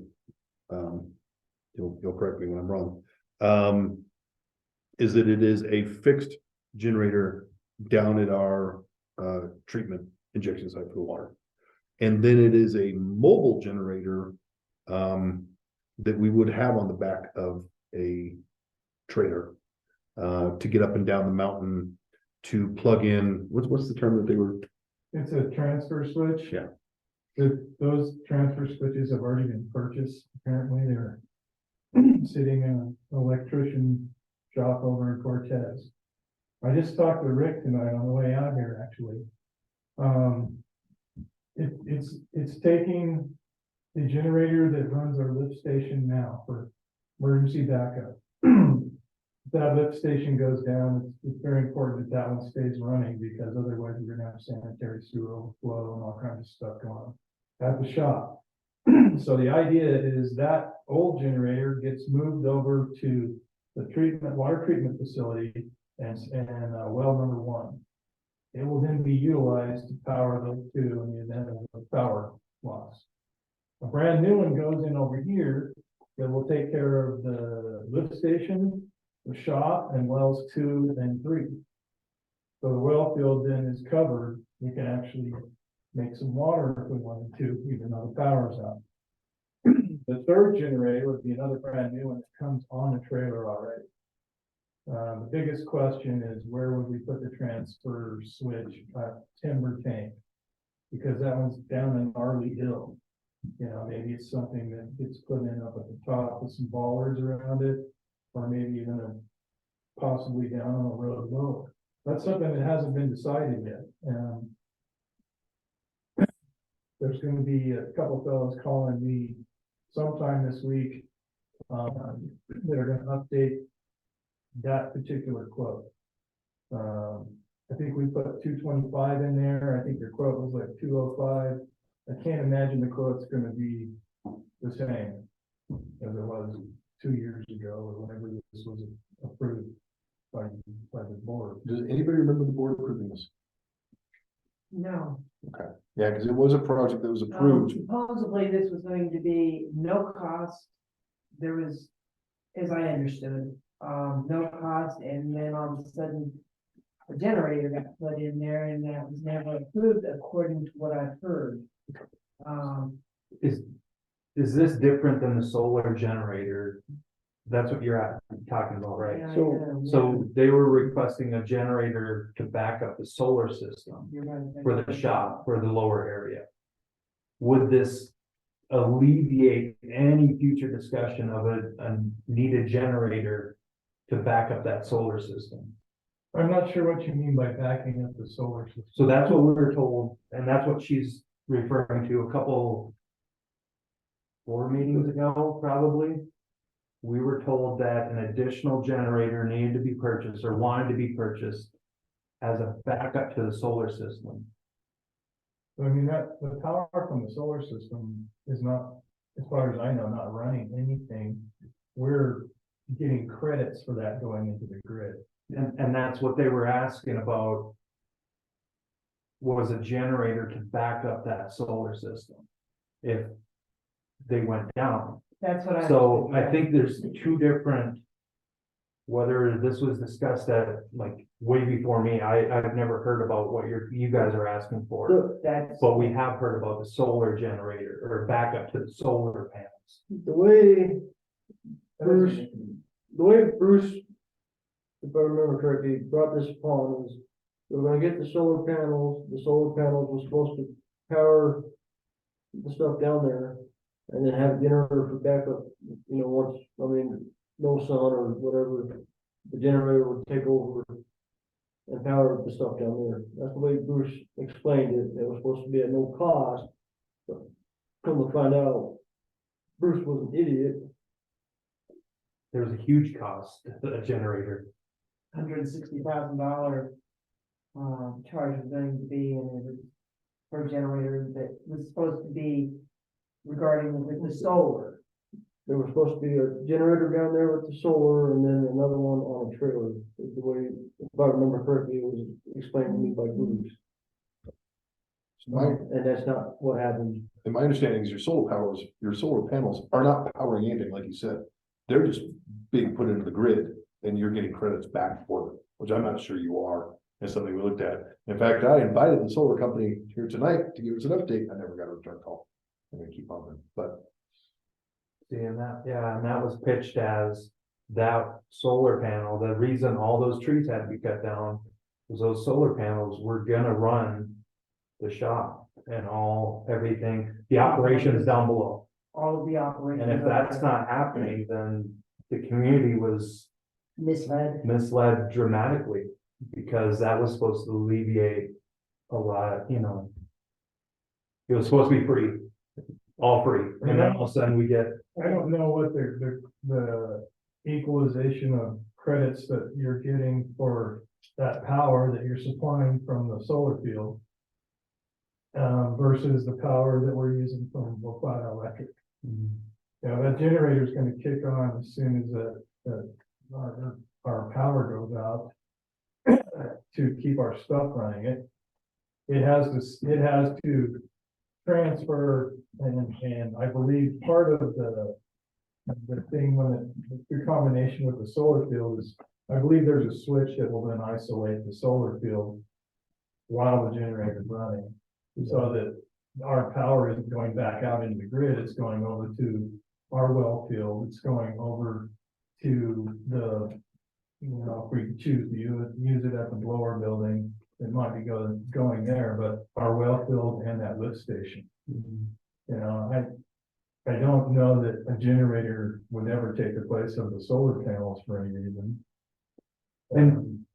and I think like the residents that have lived here longer can attest to, like, was it 17? When like things shut down for quite a while because of the snow. It was actually, we were down, I know in my area, it was a week. Yeah, But that was like in 2008. 2008, maybe it was 2007, or yeah, that I heard. For power? Yeah. Like it just shut down. We had no because- power. Yeah, And I think you guys are at the dead end of a line. We're talking about that, which makes it even trickier. and I think there could, yeah, definitely justification for some of this, like you're talking about. After 3 days, like, what do? Like, what's pumping, like, what's feeding the hill, you know, like. It's just, I think there was this other conversation that we had heard previously that's like. Not making sense anymore. Yeah, and like I said, I've tried to reach out to the solar company a few times. I wanted to get into this meeting Yeah. to give an update, and I'm gonna still work on that. I don't know what the hell you guys agreed to with that thing. I don't know what it's doing. I mean, It sounds to me, Credits coming in? I haven't looked at the bills. But what I don't think I'm seeing when I did my due diligence on the budget, I didn't see a lot of reduced cost from one year to the next. For the electricity. So that makes me, I want to know what's going on with that. When we talked to San Juan Engineering, when I had a meeting with them a week or two ago. I did not get the impression that the two issues were linked per se. So I was kind of going off what they were saying about just trying to make sure that the mountain and your wet utilities have power. Or else you're gonna have some serious problems. And I think after last winter, like, a lot of the residents can understand, like. This was a big one, but it wasn't The big the one. big one, like in 07 or 08. And I think, you know, when internet goes out for a couple hours or power up on the hill, like people are screaming, you know, and I understand the need for the backup. And this isn't to back them up. This is to back up the water so they Yeah. can Yeah, survive. yeah. And what would that generator run off of? Is it propane or? You know, diesel? I'm not sure, I think it could be either or. I don't know the details down to that, level. What we do know is that some stuff has already been purchased for this project. The transfer switches are already, like I said, as I understand it from Rick, sitting in a Those have already been purchased. warehouse over there in Cortez somewhere. For this plan, so we were just trying to fulfill the plan, but now you're bringing us the other issues. And I'm not sure they're interlocked or not, but I do want to understand both of them. Cause they can be multi-fuel though, like a lot of these newer generators can be multi-fuel, like you said, diesel, propane, whatever. But And I really think that maybe the confusion around the solar array field, whatever you wanna call it, farm, is the fact that there had to be some work done so that the generator and the solar panels would stay separated whenever that generator's running. So that power is supplying our stuff and not cruising back down the grid somewhere. this was more than just a separation. This was, we need quite a chunk of change to buy a generator dedicated for that. solar system backup. It was 160,000. And we got another, I don't know, for another one, then. So just 2 generators? Yeah, Yeah, this would be 2 generators. 2 generators and repurposing of the one. That'd be a stationary and a mobile. When you look into the generator people, that company, we did most of the work. If you read the contract and everything, we did most of the work. We did just about everything, and they came in and plopped it in. That's So, what solar companies work. And then they don't answer the phone. But yeah. I have one more question whenever anybody else has any. Salaries are on schedule for a 4% annual increase. Correct. We just level setted everybody and redid all the salaries and everybody. So why would we give a 4% increase? you only gave 2 or 3 employees raises actually that last cycle. Everybody else got into salary bands. So when they were moved into the salary band, if their current salary is in that band, they did not get a raise. If their salary, if they got put into a band and their current salary was below that band, they got brought up to the lowest level of that band. Real? Yeah. I'm pretty sure that they got like a 5% increase. Some people did, some people didn't get anything. Not everybody got increases. My understanding is that everybody. Huh. No, it got to the point where it was, like I said, if they were put into a salary band and that's the salary they made, then that's where they were at. But no, people got a raise if they were put into a new position or if they were raised to a salary band. And that 4% is merit based, right? Performance based. I usually do 2 and 2. So I do 2% to begin with that everybody gets at the beginning of the year. And then I tie the remaining 2 to your evaluations mid-year. That was my other question. Why would we not? Every company I've worked at is merit based, so 1% to 5%. And if you got a 4 and a 5, you were exceeding and above. So is that how these raises are going to be? Why would we do 2 and 2? To keep people up with the rate of inflation, which is now kind of still at 4%, 4 or 5%. And then, so I try to make it that my staff has a fighting chance to stay up with costs. But if they want to get the full amount, the second part is merit based, but I don't do it 100% merit based. I want some people to have the, all the employees to have the opportunity to make that extra 2% just to kind of keep up with the cost of bread and gas. So that's how I've always done it. Okay. Now I can do, and I've done it too, where it's all merit based. I've done it where you just get an automatic raise. That's not merit based. I've kind of split the difference to make sure everybody gets a little bit, but the better performers get more. So there's a cost of living And 2% is not a cost of living increase. Your real increase is 4 to 5% or whatever. I mean, is it error like The COLA is. 1.5% increase? That's the max that they'll give you for for retirees, that's what we got. Yeah, but your cost of living in this area particularly Yeah, we didn't are, get that. no, you're still at probably 6 or 7% right now with the increases, especially the housing cost, everything. Okay.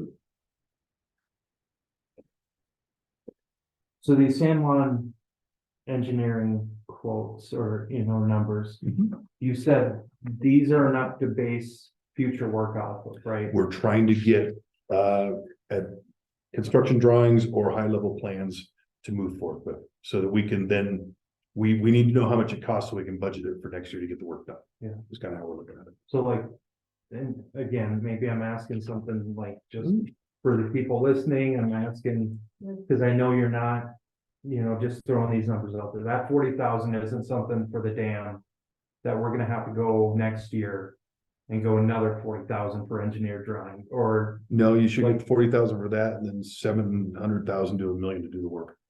so it's like that 40,000 isn't gonna be replicated like next year. We're not gonna No. have to redo the same thing No, over. we're trying to get you to where we can get you a plan with some level of construction drawings so that we can get on with budgeting and seeing how much it's gonna be. And it sounded like, sorry to interrupt, but it sounded like somebody had turned in like a design plan and stuff to do that, and then it was like, no, we have to have engineers come in and do their thing first before you can even get a bid, and they've gotten a bid, but it's like so backwards here. I don't. And that's what I remember hearing from attending the meetings. I don't remember, obviously, since anything else. I've been here, we haven't discussed it, yeah. Right. But I remember hearing that as well. And so what There's I, already a bid out there. and that, I didn't know if they'd had a bid. Okay. But what we're trying to do is kind of do it in steps, get the planning done. And then go out to bid and execute the plan.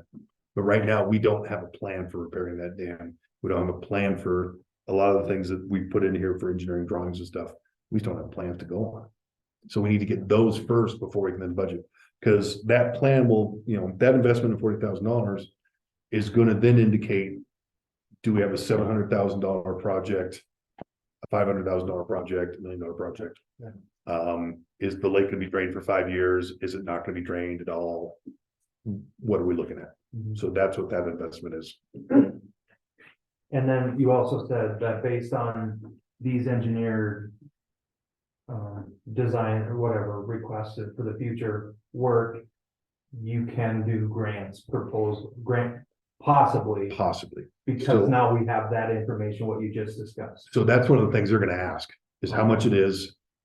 Do you have a contractor? Do you have engineer drawings? How far along in the project you are? Yeah. So for grants, and by the way, grants are drying up too. Grants are hard to find. But grants are easier when you've got some sort of game plan. If somebody was asking you for money and they said, I want $20,000, you said, what's it for? And I said, well, let you know. You're not gonna give them $20,000. Yeah. You have a better shot with all the state agencies to say, here's our plan. Yeah. This is how we're doing it. This is how we're breaking it out over 2 years. This is what we think the costs are gonna be, so and so. forth. They're hard to come by because it's the end of the year, or they're Grants just, are drying up. The state doesn't, and especially for water infrastructure stuff. Free money is hard to find these days, It's even harder if you don't have a shovel-ready project. correct? Because you are competing with people who do, who are ready to go. I think if there was a bid out there last year or something, I don't know how it would have gone through the vetting process with the state. State saying, okay, you can now work on this dam. Because Did a couple years ago. they have to have their engineers look at it and say, okay, we agree with your engineer. And that's like the same when you start messing with water systems and that. You have to go through this process where everything is approved by them before you can do it. Let's check. Yeah, and that's where that San Juan engineering stuff comes in big, is because you get that proposal and that direction and a stamped professional engineer's signature on it. They're more likely to be in tune with that than, if I was to walk up with some calculations and go, here, check this out. And that's what we were told as well, is that they did need to have the dam engineers design and stuff on that too. So the bid that had been submitted is null and void, because it didn't go through the process of what you just Right, stated. So Right. basically the same thing. Okay, board, anything more in the way of this? We need to open it up to the public and see if they have any comments or questions that they'd like to offer. I've got one more. Oh, you do? Okay, sorry. So it's just in regards to the drawings from San Juan again on the shop. Mhm. So Daryl was saying like a 30 by 40, which is about 1,200 square feet. So I'm just wondering, so you've got 30 grand in here, so that leaves you about $25 a square foot in plans. So if you got, which seems really high to me for drawings. So if you were at like $10 a square foot, you got, 12,000 on the plans and you have $18,000 left over, is that, where does that money go? Don't spend it, and it goes right back. It goes into your ending So balance. did you ending just fund budget balance. high for like the drawings for the shop? So we sat around with San Juan Engineering and kind of threw numbers around in a pinch. Where we said, okay, this is what we're looking at. What do you think? And we said, let's do this number and put it in there That sounds really high to me, but. to do. Hopefully it is. Hopefully it is. But that would obviously take in the electric and gas and And Still sounds high. to add to what Guy's saying, when you're looking at things like that, you're better off building like a 5% for 10% contingency in that. That way, if for unforeseeables, we should get to that number unless it's a hard number given to us by a quote, you know what I mean? But we're just talking about drawings at this point. Well, I understand that, but there's engineers are, yeah, they're pricey, especially if you have SBA. If you don't, Can I ask one question? of course. And this is probably, I guess, to Daryl. Some of the community members have brought up in the past about the culvert situation with, getting full of gravel. Whose responsibility is that? With this culvert cleaner, reshaping tool, and the culvert water truck, would that eliminate some of that work? Kind of clean up that, who's responsible for it? Get a lot of that dirt away from the culverts that are filling up? I mean, is that what we're looking at? Your thoughts? That would be. Our culverts are pretty messed up right now as it is. I mean, we have smashed culverts. We have culverts in places that they're, don't even know what they were thinking when they put the culverts in the spots that they're in at this moment. So typically right now that would be for our culverts. And then once we get our culverts opened up, we could get, I don't know about resident culverts. That's a lot of culverts. Maybe a little here and there. I do have another plan for that, if you'd like to talk about that sometime. No, that would be for our culverts, and then the backhoe would be to open up the ditches so that culverts could actually flow properly on everybody's driveway. Excavator. I mean, the excavator, yes, sir. Sorry, I've had little sleep in the last couple hours. I know you're on vacation. I'm exhausted. I've been driving all day. Okay, board, any other questions at this time? Let's go ahead and open it up to the public. Is there anyone out there that has additional questions? There's three comments in the chat box.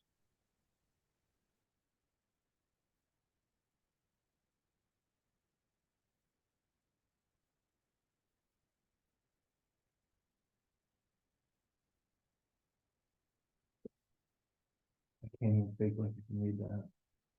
PFAS. I have a question. My zero water filter system takes out the It doesn't. PFAS. For the public Okay. hearing. That's, See, this is- let's see, how about, is the budget posted for review? The answer was yes. Yes, yes, It was attached to the agenda. it's part of the agenda, yes. Yes. We had a special discussion with San Juan Engineering. That was in 2021, April 7th of 2021. So you're looking For at the CIP plan, 28 months or so, so it's still Yeah. viable. hopefully, huh? Okay, thanks, Chris. Okay. Anybody looks else like in the it's public? Going.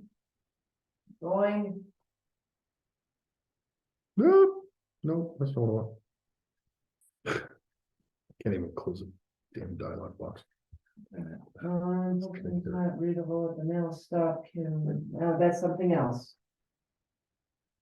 Okay, we're still on the budget hearing right now, and at this point, we've had the board comments, we've had the Zoom comments from the residents as well. We're gonna close the comments out and move on with the agenda. Close the public hearing and, And the time is, I've got 8:39. thank you. Yeah, this was an interesting budget to try to put together. So it was, a case of trying to find out what revenues you guys had and trying to put in some important projects into that. I appreciate all the questions. They were great questions. You're welcome. Good job. Steve. So we've got new business, an action item, approval for the eligible governmental unity agreement between Colorado statewide Internet Flow Authority and Forest Lakes Metro District. Yep, so this is a free to the end user product that the state provides. They've provided it for many years. We're not heavily involved in it, but we do have some people who pay their bills through this particular portal. So it's no biggie. The language has been reviewed by the attorney, no changes. No cost to us, and kind of a pro forma approval. So the attorney is okay with it? Yeah, he's- Cause it was like proposition HH for me to, so I could not understand a word. well, every state town that uses this has the exact same language, so it's been Okay. lawyered to death, I'm sure. It does say it's a free service, Yeah, but- Yeah, I mean, it talks about we're not liable for this and we're not liable for that, and we're not gonna do this, and it's like, Basically, all we have is so a couple of your citizens can make payments. okay. All right, okay, do we have any motions? I'll make a motion to approve the eligible government entity agreement between Colorado Statewide Internet Portal Authority and Forest Lake Metro District. And authorize the district board president to sign on behalf of the district. I second. All in favor? Aye. Aye. Okay, Thank you.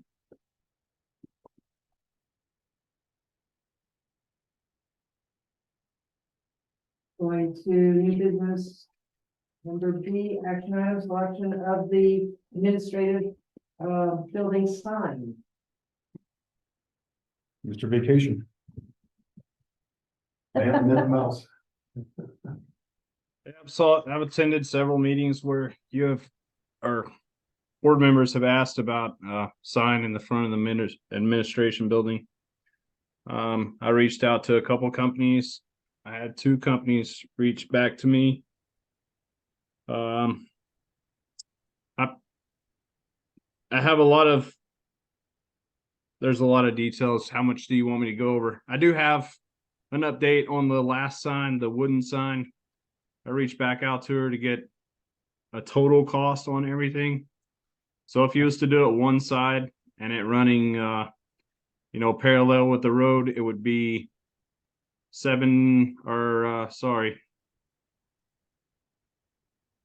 for the smaller sign, it would be $491. If you did the smaller sign 2-sided, so it would run horizontal with the road, it would be $791. And then the price goes up from there on the larger sign at $832 for one way, and then $1432 2 ways. Also got a bid from Fast Signs, and double-sided, they quoted me at $309.65, and it would cost us to build the pedestal a total of $253. That would be the price of lumber, which actually that's lower than that because that's on the high side. It would be lower than that. There's already one piece of lumber there. I think I actually put 3 in the bid. And then solar lights that sit on top of that for nighttime. So basically you have a metal sign and a wood sign. Both with pros and cons. The metal sign would be, if I was to make a suggestion, I would say the metal sign. And the reason why I say that one is because that would be something that we could actually fix pretty easily. The sun's gonna beat it up and Mother Nature's gonna take its toll on it. That would be a vinyl decal. We could rip it off and put a new one on there and look all nice and shiny again.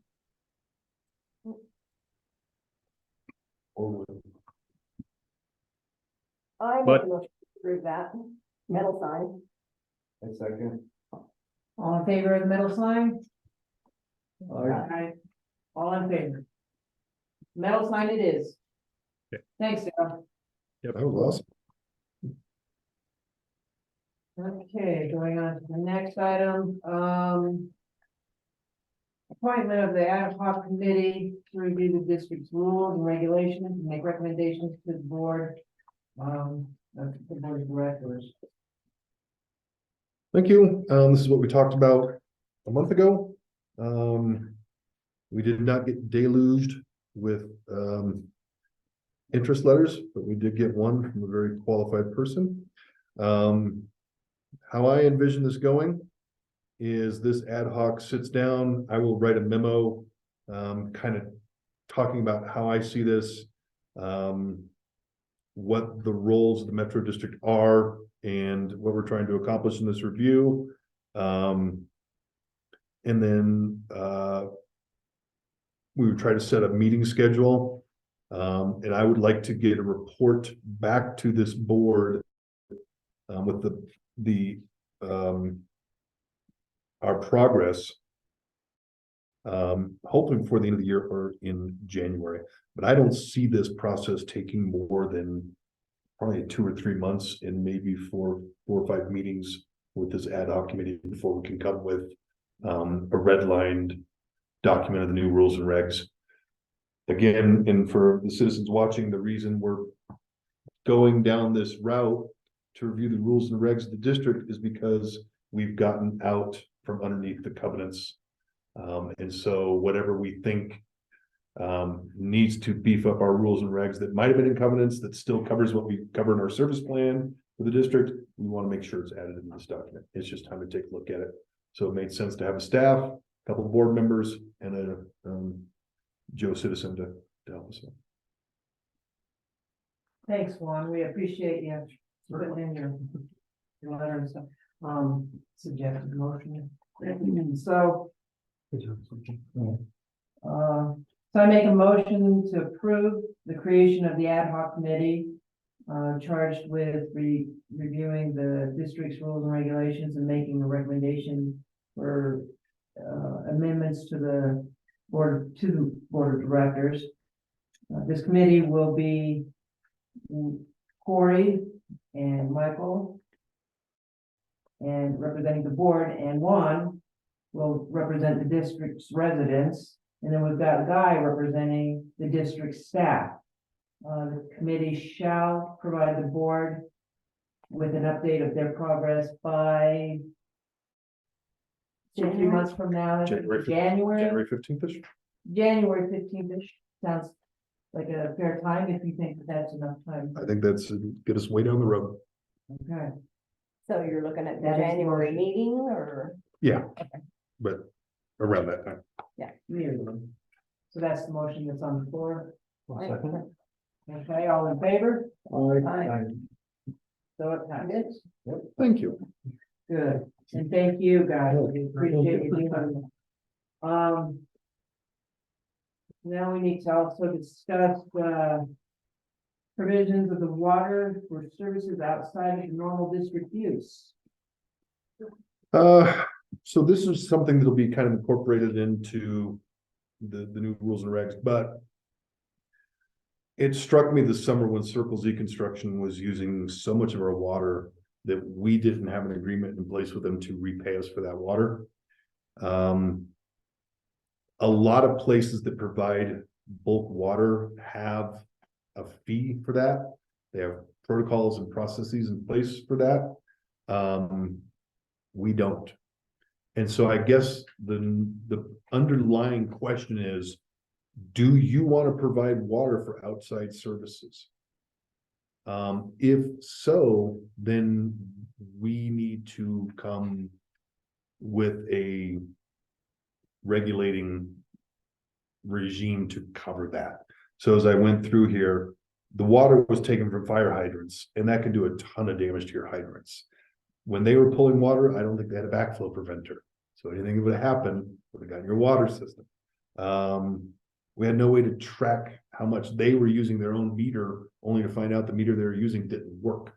So I said, well, why are you attaching it to the hydrant? Well, it gives us a little extra length to pour water. I mean, it was really kind of nuts. We don't know what to bill. We finally agreed with them to bill at the rate for bulk water that Durango bills for bulk water. So I did come up with an agreement with Circle Z, and they are going to repay us for the water that they're using, but they're tracking it. We're hoping that they're good neighbors.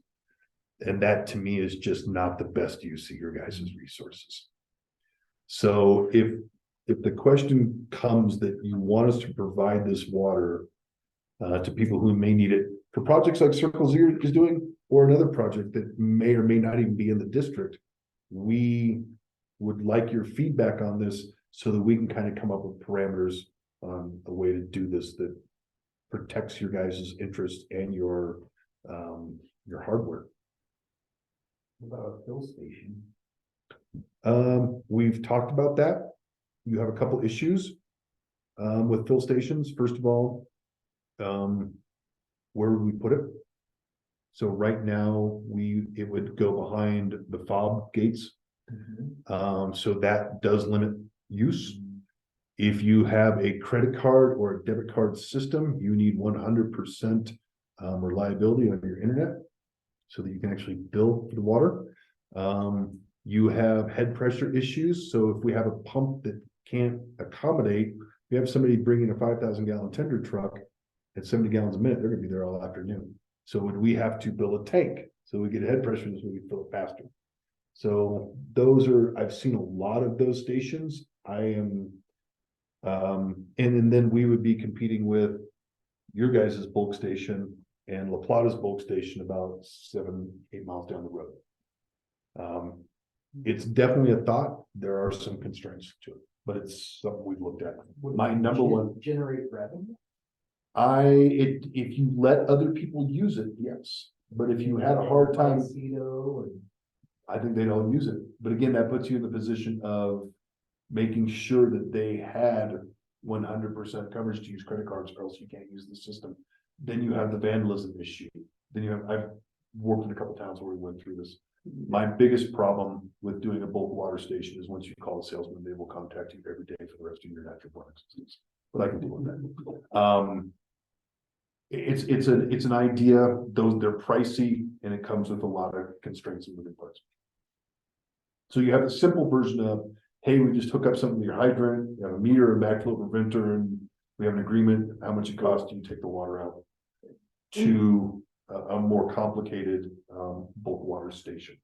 In theory, we're not gonna see a whole lot more projects like Circle Z doing right now, honestly. Once the infrastructure gets put in, you might see another boring come through for fiber, I guess, maybe. Yeah.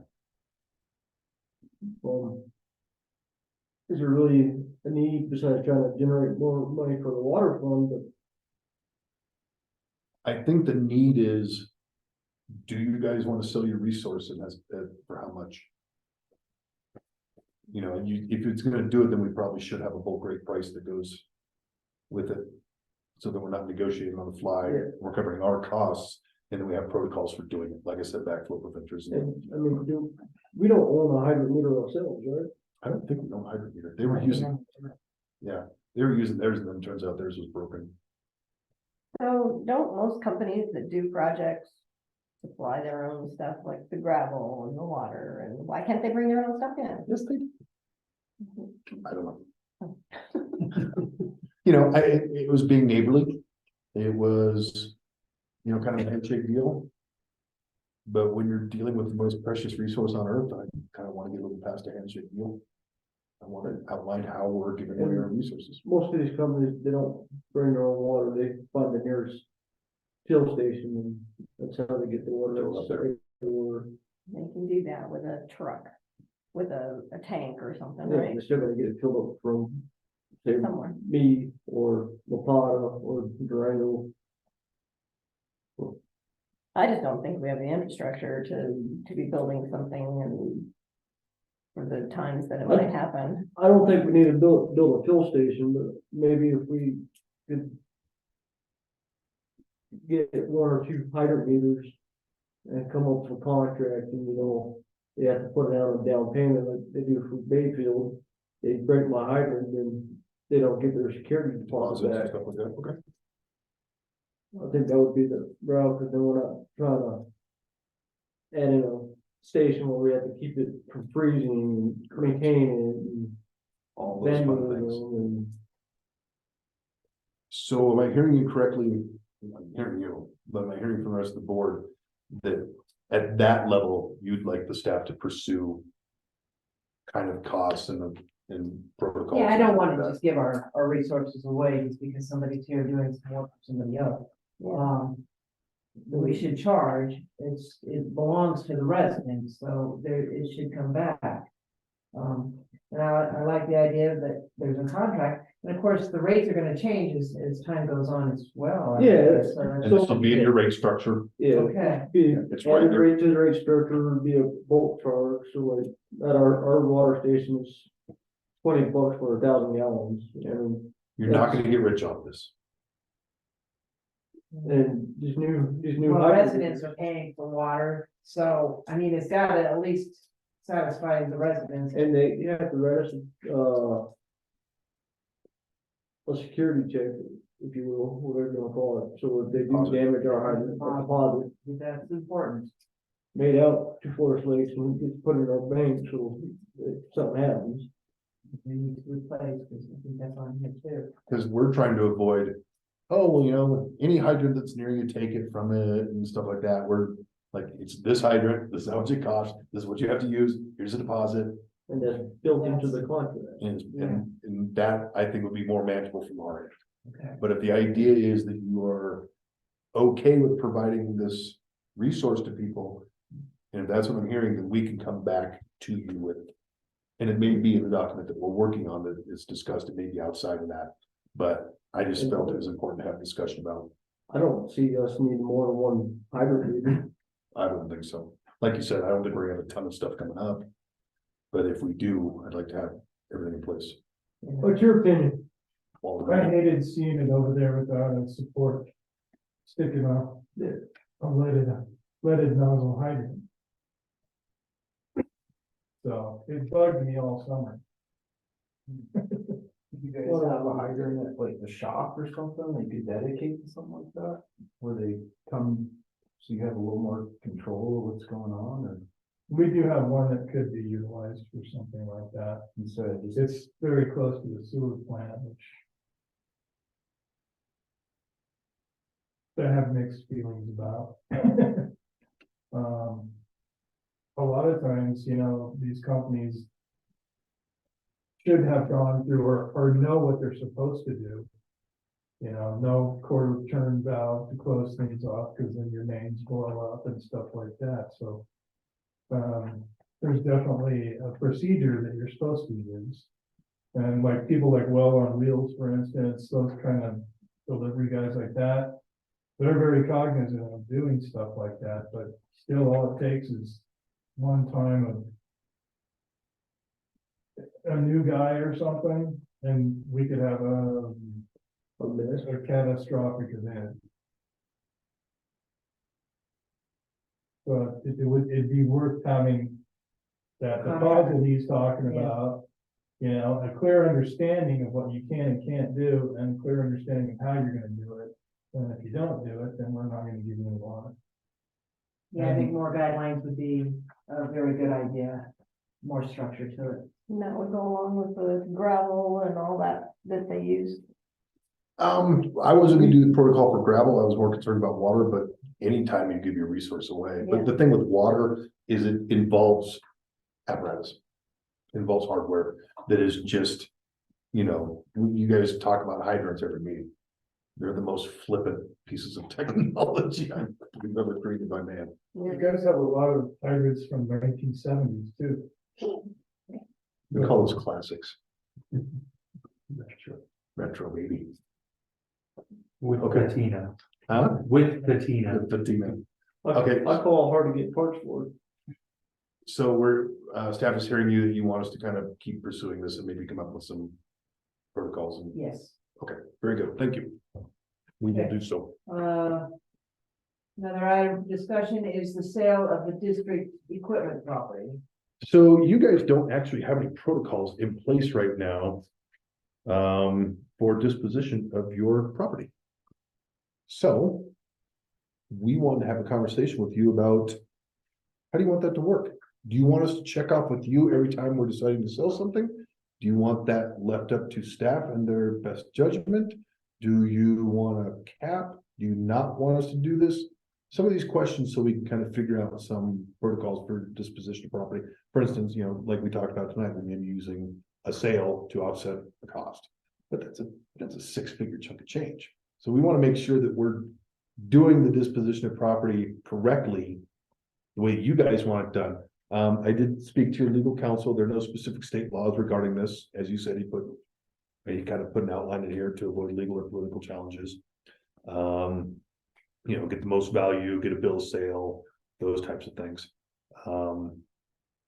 But I and staff wants your feedback on how you feel about this whole process and the whole concept of selling stuff that the district owns besides property. This would be, It's gonna go there. Not land property. we're selling your house first. I don't care if you get rid of It's that. not land. And the beaver, the whole kit and caboodle. 99.95 and some crackers. It's yours.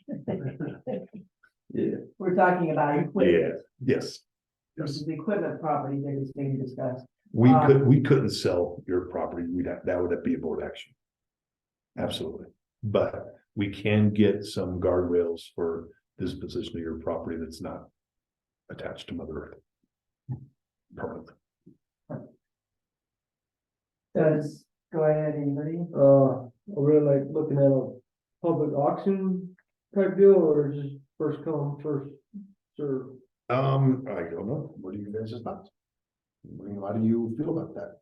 How do you feel about the process? Do you know? Well, kind of like what you've already said, get the most value that's available out there.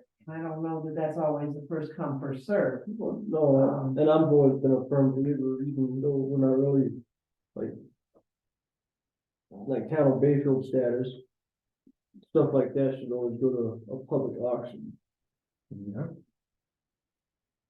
You get more money out of public auctions because You there's more can- people. You can. But you get a lot of openness too. Yeah, You get the an clarity of open, an clear. auction compared to like just selling it undervalued to, you know, your buddy down the road. Yeah. That's what we're trying to. Yeah, that helps a bit. Hey, we're selling this, buddy. You got first dibs at it. Name your price from $500 and you could really Here's have a gotten dollar. $3,000 for it. We just got. So it may couple not like grand go in to an trucks. auction company, but we can also do like closed bid stuff too, to accomplish what you're wanting to Do we accomplish. have like a minimum that we say, a minimum that we can accept, like a You can, blue so like, blue book kind of thing or something? I utilize, public surplus. Okay. And you can set a reserve on there. If you don't meet the reserve price, you don't have to sell it. Like if you want to get at least $3,000 for this truck. And you get up to 2,500, you go, well, let's reopen the bid, or you can sell it for 2,500. But once the reserve is met and somebody is the winning bidder, then it has to go. Are we looking at selling things like that are high dollar value, like Daryl? We had that conversation for 6 figures. For that, yeah.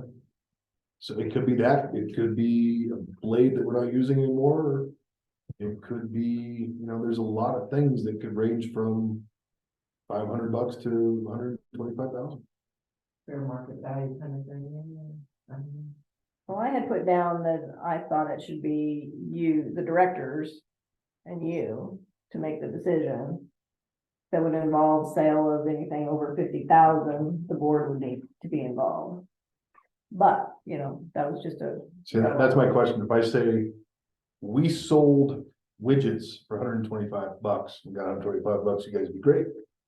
If I said we sold one of your largest pieces of equipment for $125,000, you guys would look at me and probably fire me. If not, at least put me on probation. And so that's where we're trying to find that line of what's your comfort level, where do you want to be involved, where you think you need to be involved. I thought it was one of you guys are realizing how I'm working. Let's start a conversation. Let's get our hands around it, and we can come back with. What's the dollar amount before we have to go to a public hearing? What is that? You don't- 60,000 now, isn't it? Or is Like it- if we're buying some. I couldn't. Like, how much it- It's over 160,000. Did it double or something? I know it was in the book. It's in the book, it's like 160. Maybe. Yeah, it went up. I like that 60,000 is what I remember from the previous. It was 60 at one time, I do think it bumped up, but maybe 60 is a good place to And then we can revisit that or something as necessary. You guys have a policy? Briefly, For selling stuff? for disposition property? No, I mean, we have to do the public surplus, we don't have to take it to the board. We just give them our monthly report, hey, we sold this for this dollar amount, this is what funds it's going into, or this is why we did it. We don't necessarily have them. Or I may go read my policy book for don't think we want. Can you please hit pause real quick? Yeah. Okay. I don't remember exactly the amount that it was. They were at 60. Did 60, you're pretty sure about that? Yep. Before approval had to, I'm pretty sure. That makes sense. Cause it was 60, they bumped it up, so. There To would be, sell something. yeah, Purchase something, I think. it was. And if it was gonna cost the, It was well, maybe had to do with contractors and getting bids and all that stuff, that was bumped up to 160. As far as I'm concerned, I don't really think that, I mean, you're the go-to guy here when it comes to your guys' equipment that you guys use day in and day out. You guys are the subject matter experts, hey, this is broke, or this is no In theory, longer good for us, you know what I mean? in theory, yeah, So, in theory, in theory. I don't really think that we need to be that involved in that kind of decision making to sell things. That's when it comes to buying things. So in hindsight, would you say the same thing? Based on your comment about 20 minutes ago, would you have said the same thing about previous leadership? And I think that's kind of where I fall in line, like there should be a dollar amount that the board looks at. Or, you know, at a certain point, like, do you just hand it all over and say, go ahead and get whatever you want for it? That's a good. Without us looking at it. Well, that's what I'm saying, it needs to go through the public. And yeah, no, I agree with that, yeah. Add the two together, I agree with that. It should go to a public auction, something like that. After a certain dollar amount, I think we should be, me personally, I think we should be made aware. At least made aware of. Yeah. Well, and so that's part of my question. Is it made aware? Is it to have the veto before we act? And I don't particularly care one way or the other. I think from a managerial side, I want to be less constrained than more constrained, but I also am sympathetic about your position. You know, you're spending our money, or you may be selling something that, you know, it may get sticker shock. What do you mean you sold something for $80,000? Yeah. So we want, I guess I'm looking God for the, you know, the best of both worlds in that regard. Yeah. But I hear what you're saying. I mean, No, and that's what I want to and ask. just like the budget, like I don't see an issue saying, hey, like we have this piece of equipment. We got rid of, like you said, a plow blade. It doesn't fit our new equipment. We can't use it. Let's get rid of it. At a certain value, like I'm using the plow blade, which isn't very much, you know. So it's but- $5,000. Yeah. After that, after a certain point, I think there is, Okay. I don't know, that's just me. So what I'm hearing is that when it gets to a financial threshold, the board should be involved in making the decision to sell it, not just told what happened. I think Like I that's remember. probably a good idea. Yeah. Okay. It's And that's Yeah. fine. Just you know, yeah, we all agree or something to that effect. Okay. Yeah, Because we're trying to, you know, we don't want, I don't want you guys doing my job, we don't want to but micromanage. I need to make sure that you guys are comfortable that I'm handling your at least bigger ticket items right. And you know, for a $5,000 plow, if I get, you know, 4,200 and some chicken strips, I'll sell it. Do we have the chicken strips? No. But mine. I think everyone kind of agree about, process. Then we'll bring back some. Big ticket items, yeah. And I it do doesn't, agree with you. I wouldn't want the last administration.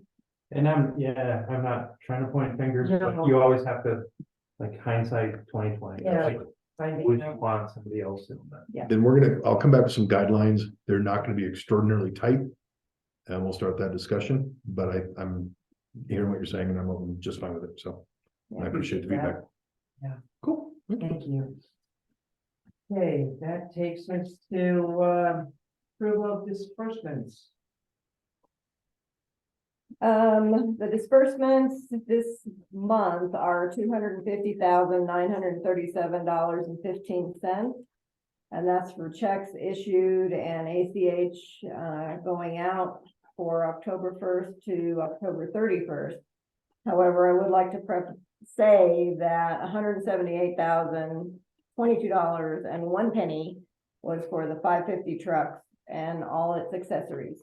That was not approved this year. That was approved last year with the previous board. So those funds were in the budget. Right. Appreciate that. Yeah. And so when I said your average burn rate's about $100,000 to $120,000, Yeah. that's why that one is higher than that.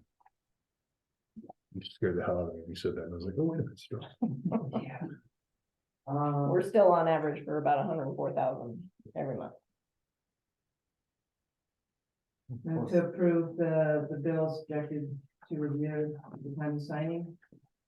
Motion for that? Do you think motion for that? I don't know. I don't think we have to for discussion. Yeah, we have always We're had good. approval of the fund, haven't we? Yes. Yeah. Approval of the Yeah. discussion. Yeah. So motion is made. Second, Second. Motion by Mike. Everybody in agreement? Yeah. Everyone agrees. Rick. Okay, the last item is what is 9:12? Number 13. Do I don't need a motion, yeah, do I? I double dog do you. I Uh, want somebody to, I want somebody to not second. Watch the beatings commence. So we're all done with your update, because there were a lot of things you didn't talk about, but Yeah. we're gonna do those later. Well, I mean, that's why I ask if you want to cover anything that we're talking about. I won't generally read it all verbatim. I kind of pick out the highlights if there's stuff that you guys want to talk about more and more. I would just like to say on the recycling, if we do decide to go that route again, then request for proposals definitely need to be done. I don't think so, Yeah, Absolutely. yeah.